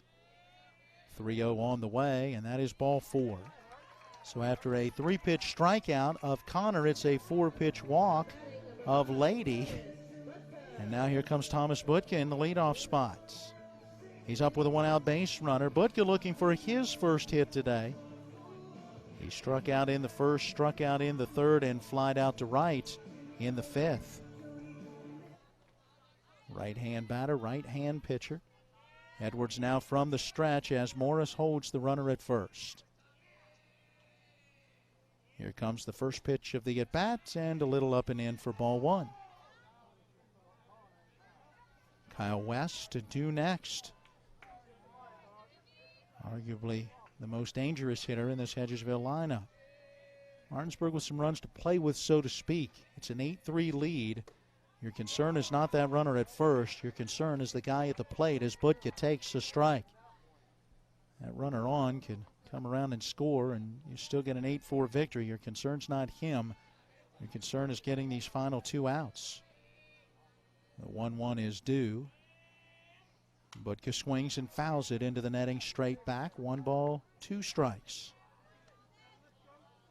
Edwards earlier in this tournament went the distance.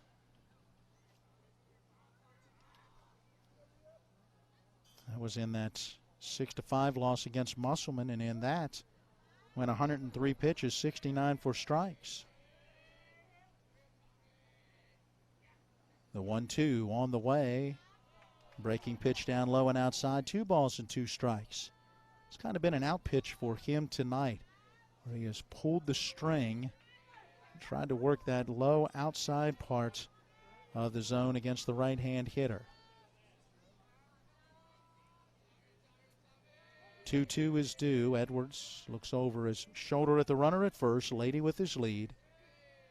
And the pitch. Swing and a foul tip hung on to by Asanovich, and Budka down on strikes for a 3rd time tonight. 2 Ks in the inning, 7 in the ball game for Edwards, and he is an out away from wrapping this one up and sending Martinsburg and Hedgesville to a decisive sectional championship game on Monday. Kyle West into the left-hand batter's box. 1 for 2 tonight as he steps in looking to keep this one going. Hold a hit through as the runner is held on at first. And here is the pitch in there for a strike. West with a fly out to left in the first, was intentionally walked and scored in the third. Last time up reached on an infield single. That was in the fifth. Here's a pitch. Fastball a little up and in. 1 ball, 1 strike. The left-hand hitter up. I'm a bit surprised that Morris is holding the runner on at first as opposed to playing regular position to not have as big a hole for the batter to maybe hit through. This pitch down low and outside, 2 balls and a strike. Again, that runner at first, it's not a big deal. 2 ball, 1 strike pitch.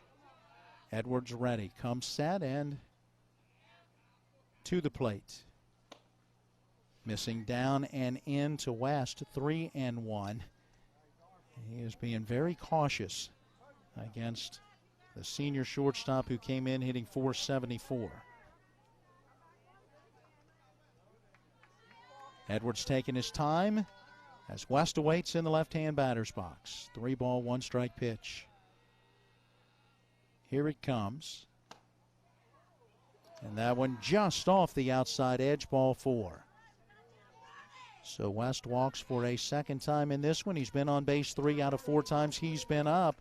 With 2 outs, you've got runners at first and second, with Lady now at second, West at first. It'll bring to the plate Caden DeLauder, and will bring to the mound Kurt Zarnecki, pitching coach for Martinsburg, wanting to talk with Edwards on the approach, going after DeLauder, with Riley Bubb waiting next. 3 pitchers used in this one for Hedgesville. Edwards trying to give Aaron Byler a complete game. Should they have the matchup on Monday night, you've got to imagine that it's Joe Paulson getting the baseball for Martinsburg, and you'd figure Kyle West for Hedgesville.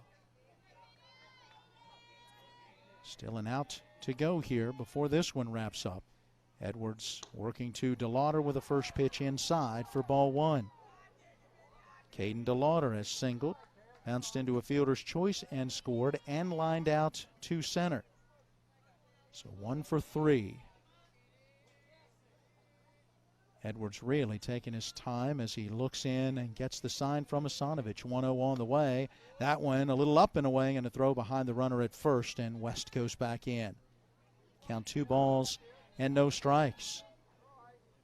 Morris not really on top of the bag, but in behind the runner as he was catching that one, so not even a close play at first. 2-0 pitch due. Here it comes. That one in there for a strike, now 2-1 to Caden DeLauder. 8-3 Martinsburg, and out away from wrapping this one up.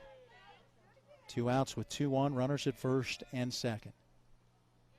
2 ball, 1 strike pitch. This one popped up, foul territory, first base side. That one getting back out of play. Headed right over towards our camera. Donald, are you all right? I think he's okay. Get a good view of that one? Yeah, Donnie's got the camera on it. Some folks kind of scattering in the bleachers. You could hear it hit the metal bleachers. 2 balls, 2 strikes. It's waiting for someone to make a play and hear that famous call you used to get, wasn't it, at the Orioles games? Give that fan a contract. Nobody's getting a contract after that one. You could hear it hit the bleachers. Everybody scattered. 2 balls, 2 strikes. 2 outs, 2 on. Pitch to DeLauder, down low and outside, squirts away from Asanovich. The runners don't pick it up immediately, but still have plenty of time to advance as Lady goes to third and West goes to second. Puts 2 in scoring possession. Count goes full 3-2 to DeLauder. Again, the 2 on base right now, not the major concern, with an 8-3 lead, and Hedgesville down to their final outs.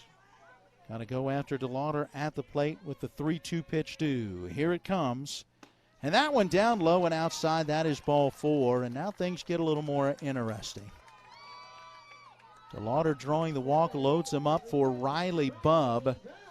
One swing of the bat back in that third inning put 3 runs on the board in that situation for Hedgesville.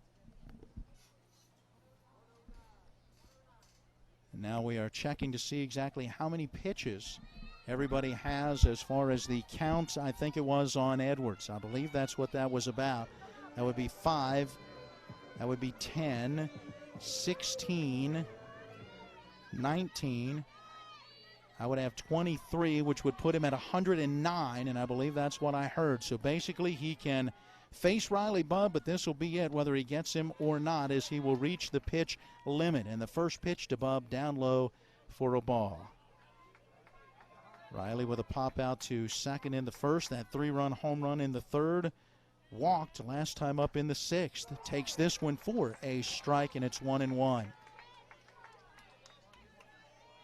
Not sure who's been loosening or who would come in for Martinsburg. Should Bubb reach and Edwards be past the pitch count. 1-1 pitch, line down the right field line. That's in there for a base hit. 1 run will score as Lady crosses. Here comes West. He will score as well. Holding up at third is DeLauder, and Riley Bubb is standing at second as he delivered a 2 RBI double. Yeah, I told you things were going to get more interesting after that base on balls to load them up. Tell you, Bubb has had himself a game both defensively and now at the plate as well, as he has got 2 hits and 5 runs batted in, and it is an 8-5 Martinsburg lead, and that's going to spell the end for Edwards, and it looks like it will be Michael Lupus who will come on to try to close things out. As Lupus gets in his warm-up tosses, we'll send it to the studio, take a 1-minute timeout, and then return. We are in the bottom of the 7th. Hedgesville down to their final out, but they got a couple of base runners and are now back within 3, trailing 8-5. Erie Insurance says here's to the grown-ups who move, mortgage, mow, and still bust a move. But does your home insurance still fit? Erie helps you protect the home you've grown into, all at fair prices that are often less than the other guys. So how do you find the right coverage? Magic. Nope. Local independent agents who get to know you like this. Your local Erie agent in Martinsburg is Smallwood & Small Insurance. Get a quote at smallwoodandsmall.com. Erie Insurance. Babe, I'm hungry. Where do you want to go? I don't know, you pick. Chinese? No, not feeling it. Mexican? No, we just had that over the weekend. You pick. Let's go to the Cider Press restaurant. They have a new smoker burger. I think you'd really like it. The Cider Press restaurant inside Taylor's Farm Market has what you're craving, where the food is fresh and you feel right at home. Exit 5 right off I-81 in Inwood, or online at ciderpressdeliandgrill.com.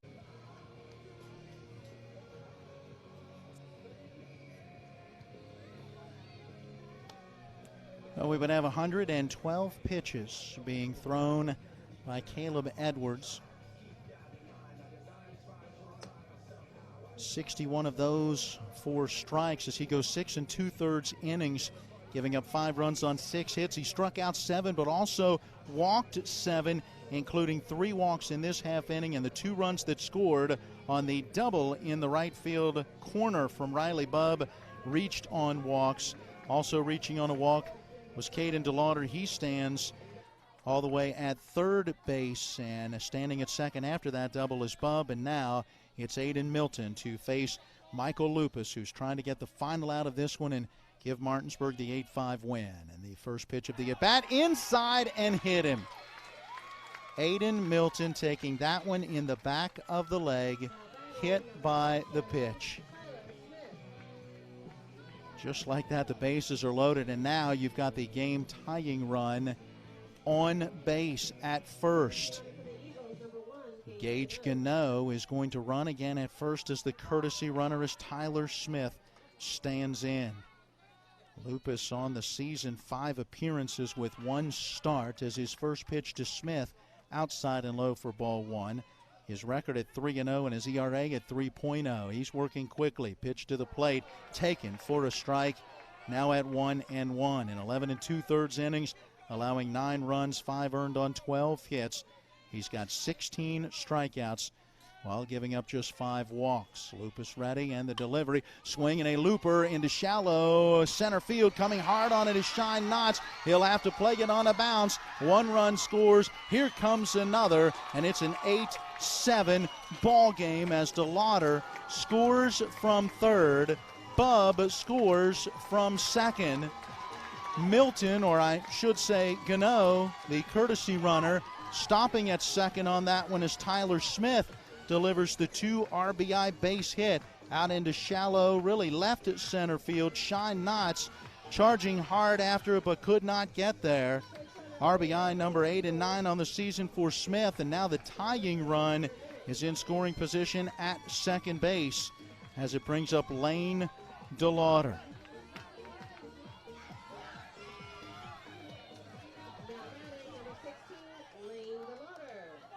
Lane DeLauder has bounced into a double play and has grounded out to third.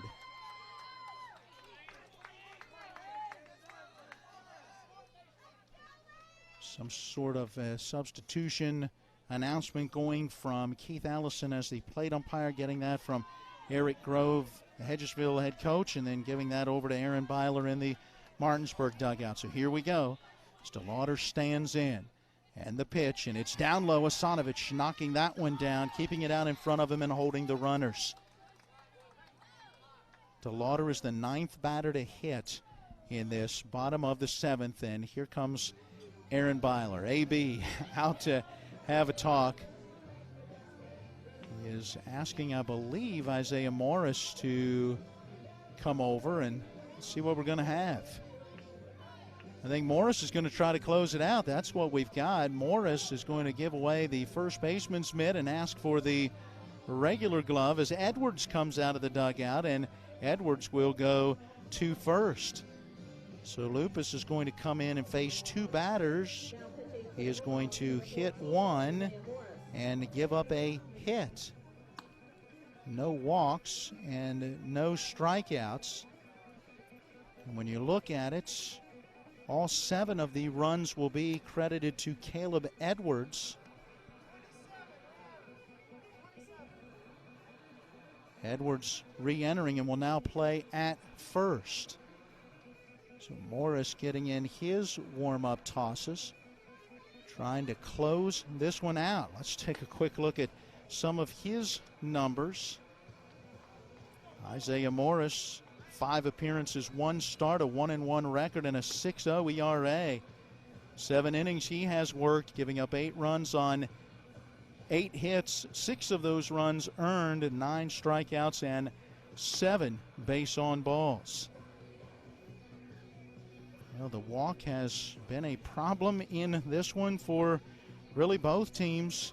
When you look at 3 different pitchers combining for 9 walks and a hit batter for Hedgesville, and Edwards with 7 walks in the start for Martinsburg, including 3 in that 7th inning, in which all 3 of the guys that walked have come around to score. 8-7, a 1-run Martinsburg advantage, but the tying run is in scoring position at second. The winning run is at first as Lane DeLauder gets ready to step back in. Morris takes over with the count at 1-0 and no strikes. The freshman, Lane DeLauder. Back in the right-hand batter's box, Morris, the left-hander, on the hill. And here comes the pitch, and that one at the knees for a strike. The Hedgesville faithful didn't like it, thought it was low. But consider the height of Lane DeLauder. That's pretty good strike zone right there, even as he bends down just a little bit. 1-1 strike delivery. Morris ready. Here it comes. Swing and a miss. It's a ball and 2 strikes. Thought momentarily he had tipped it. Either way, held on to by Asanovich. Now Hedgesville down to their final strike. Morris ready. And the pitch. High fastball, swing and a miss. He got him. DeLauder down on strikes. Ball game is over. But Hedgesville would not go without a fight as they send 9 to the plate and put 4 runs on the board in their final at-bat. But it's a little, too late as Martinsburg will get the victory by the final score of 8 8-7. We'll take a 2-minute timeout, come back and tell you all about it as we get into our post-game show. It's West Virginia High School playoff baseball on Talk Radio WRNR and TV 10. This is Matt Miller, along with my wife Dale. As homeowners, we've been through the mortgage process several times, and each time we went to Mark and Cheryl Savitt at the Mortgage Center. They treat you like family with personal one-on-one service, walking with you through the process from application to settlement. Plus, low interest rates and closing costs. The Mortgage Center is on Edwin Miller Boulevard in Martinsburg. Phone 304-267-9040. Or online at mortgagefinancing.com. NMLS number 237527, equal housing lender. All right, Matt, when it comes to flooring, you can't beat luxury vinyl. It's waterproof, easy to clean and maintain, extremely durable, and looks great. Are you nuts? Hardwood flooring's the way to go. It's durable, easy to maintain, matches every decor, and increases the value of your home instantly. All right, one thing we can agree on is Tripp's Floor Sanding and Berkeley Fashion Flooring. They'll take care of you with great selection, service, and pricing. Whether it's hardwood or luxury vinyl, call Tripp's at 304-229-7009. Or visit trippsfloorsanding.com. This is Ben Copenhaver, your local alarm professional at DYNAMARK Atlantic Security. Did you know that home break-ins are 6% more likely during the day? That's right. The bad guys know when you're away, and they are smarter than you think. DYNAMARK Atlantic Security has the security solutions for you. Don't commit the error when the game is on the line. Phone me today at 304-671-2158 to learn how to play good defense against the bad guys. DYNAMARK Atlantic Security. Call today at 304-671-2158. At the Berkeley County Health Department, our motto is Prevent, Promote, Protect. Since 1935, our mission has been to provide clinical and environmental services to protect the health of the general public. We're committed to building public health in our community by offering a wide range of services, including blood pressure screening, breast and cervical screening, family planning, counseling, lab testing, and more. We perform health inspections to make sure the restaurants you visit are clean, and we prepare and coordinate plans to respond to all hazards. The Berkeley County Health Department, 122 Waverly Court, Martinsburg.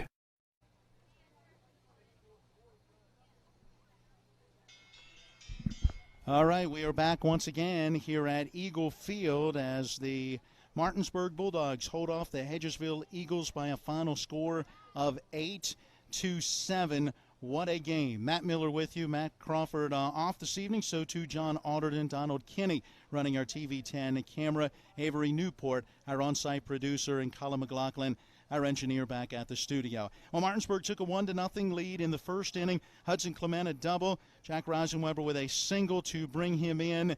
And Martinsburg, with that 1-0 lead, would hold that through the top half of inning number 3 when they would put 5 runs on the board, thanks in large part to 5 walks from Jackson Ruoust, and then Lane DeLauder went through some struggles as well. Eventually, Thomas Butke came in to get out of that inning, and Butke really pitched well the rest of the way. Martinsburg did not score again until they would get into the top half of inning number 7 when they would put a pair on the board with 2 outs. There was, an error to lead it off, a couple of fielders' choice to have a runner at first with 2 outs when Hudson Clement delivered an RBI triple. Eventually, he would come home to score on a wild pitch. Martinsburg then at that point had an 8-3 lead. The only 3 runs for Hedgesville came in that 3rd inning on a 3-run home run from Riley Bubb. They had been held relatively silent outside of that. Martinsburg had missed some opportunities, had left some guys on base and in scoring position. Hedgesville didn't have nearly as many opportunities, but hey, still right there in it as they were down 6-3, then down 8-3, and in that bottom of the 7th inning, those couple of runs in the top of the 7th proved to be big for Martinsburg as Hedgesville sent 9 batters to the plate, scored 4 runs on only 2 hits, but took advantage of 3 walks and a hit batter. And when you look at it, all 3 outs in that 7th inning ultimately came via the strikeout as Edwards was able to get a couple of strikeouts, and then Isaiah Morris a strikeout on the only batter he faced to close it out. And in the end, it was too little too late for Hedgesville as Martinsburg gets the victory by the final of 8-7. All right, we take another 1-minute timeout. When we come back, we'll look at some of the numbers, tell you about our next broadcast, and wrap things up from here at Eagle Field. It is high school playoff baseball on Talk Radio, WRNR and TV 10. A reputation for caring, a legacy of service. At Brown Funeral Homes and Cremations, it's been our story since 1880. A family-owned business, we support the needs and wishes of families. We offer traditional services, as well as many options for cremation, customized remembrances, and pre-planning. Brown Funeral Homes and Cremations retains its family atmosphere and stays true to its roots. Contact us for advanced planning, or at your time of loss. We're here when you need us. Remember that last trip to the auto mechanic? I also think your solenoid gasket is bad. What? Yep, that'll be another $500. Forget that and go to D&N Auto Specialist at 230 Tavern Road, Martinsburg, where honesty is their best policy. Serving the Eastern Panhandle since 1974, D&N Auto is family-owned and operated, specializing in exhaust alignments and tires. From general maintenance to major overhauls, they'll treat you right. Call D&N Auto Specialist at 304-267-4078.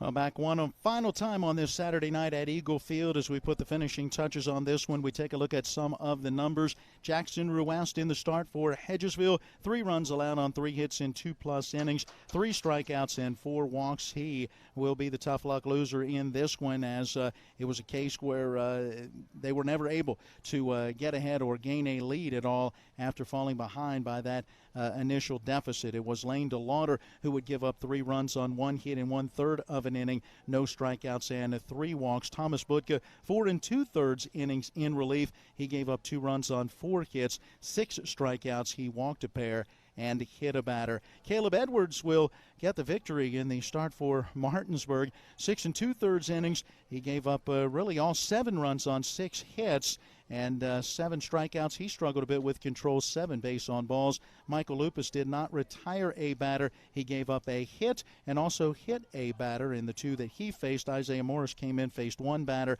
got the strikeout to close out the ball game. Looking at a few offensive numbers for Martinsburg, Hudson Clement, he had a double, a triple, a run driven in, add in a walk, and 3 runs scored. Jack Reisenweber went 3 for 3, had a couple of walks, and he was on base all 5 times. He had a run scored and a run batted in as well. Looking down the lineup, a base hit and a run scored for Caleb Edwards. There was a walk for Jake Zittel. In fact, 3 walks and 1 run scored. And Michael Lupus was on base all 4 times thanks to a couple of walks, and he reached on a couple of errors. For the Hedgesville Eagles, Kyle West, he had a hit, a couple of walks, a pair of runs scored. And Riley Bubb really had a huge night, played great defensively at third, made some spectacular plays, made the routine plays. And then at the plate, he goes 2 for 3 with a walk. He had a 2 RBI double and a 3-run home run. So 5 runs batted in, lifting Riley Bubb to 40 on the season, and home run number 3, double number 11. Let's look at the final totals. For Martinsburg, 8 runs on 8 hits, no errors, 11 left, and 8 in scoring position. Hedgesville, 7 runs on 7 hits. They had 3 errors left, 6 on base, and 4 in scoring position. Edwards, 6-1 with the win. Ruest, 3-1 with the loss. And Morris will get a save. Time of the game, 2 hours and 35 minutes. Hedgesville now at 19 wins, 10 losses on the season for Martinsburg, 21-7. And what that means next is a decisive AAA Region 2 Section 1 championship game, and it will be right back here on Monday night, and the winner will claim the sectional championship. We'll be here to bring you the play-by-play pregame at around 6:40, as the first pitch will come at 7. Also on Monday, there will be a championship game in the other section, and that will be Washington at Jefferson, where a Washington win will give them the title. A Jefferson win means those 2 teams would meet again on Tuesday for the ultimate championship there in Section 2. Meanwhile, in softball, we have a pair of sectional champions, as Washington wins the Section 2 championship with a 13-0 win over Jefferson, and Hedgesville tonight a 10-3 win over Musselman, and the Lady Eagles are the Section 1 champions in softball. They and Washington will meet now in the regional. The Nationals suffering a loss today against the Phillies, 5-2 the final. Those 2 teams go at it tomorrow at 1:05. 12:35 is the pregame right here. Well, that does it for our broadcast. Thanks to each of our sponsors supporting our coverage of high school playoff baseball. Thank you for joining us at each of our broadcast entities. Thanks to both head coaches, Eric Grove and Aaron Byler, providing information and interviews for our broadcast. Thanks to Athletic Director Aaron Whitford, to Janice Stinson, all the staff and the folks up here at Eagle Field for their help and their hospitality with our game broadcast. For our team, Colin McLaughlin back at the studio, Avery Newport, our on-site producer, and Donald Kinney running our TV10 camera. I'm Matt Miller reminding you, once again, the final score in this one, it's Martinsburg 8 and Hedgesville 7. Until Monday, so long, everyone.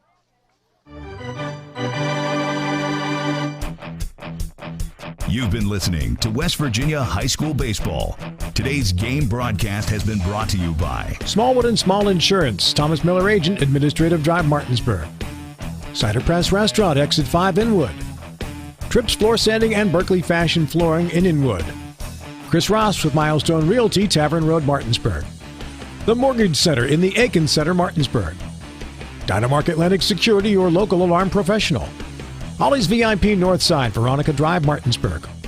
Art McBee Insurance, Martinsburg and Berkeley Springs. D&N Auto Specialists, off Tavern Road, Martinsburg. And Heffley Motors, HeffleyMotorCompany.com. For the continued excitement of high school, college, and Major League Baseball, keep it tuned to FM 106.5, AM 740, Comcast Cable Channel 10, and online talk radio WRNR.com. All rights reserved.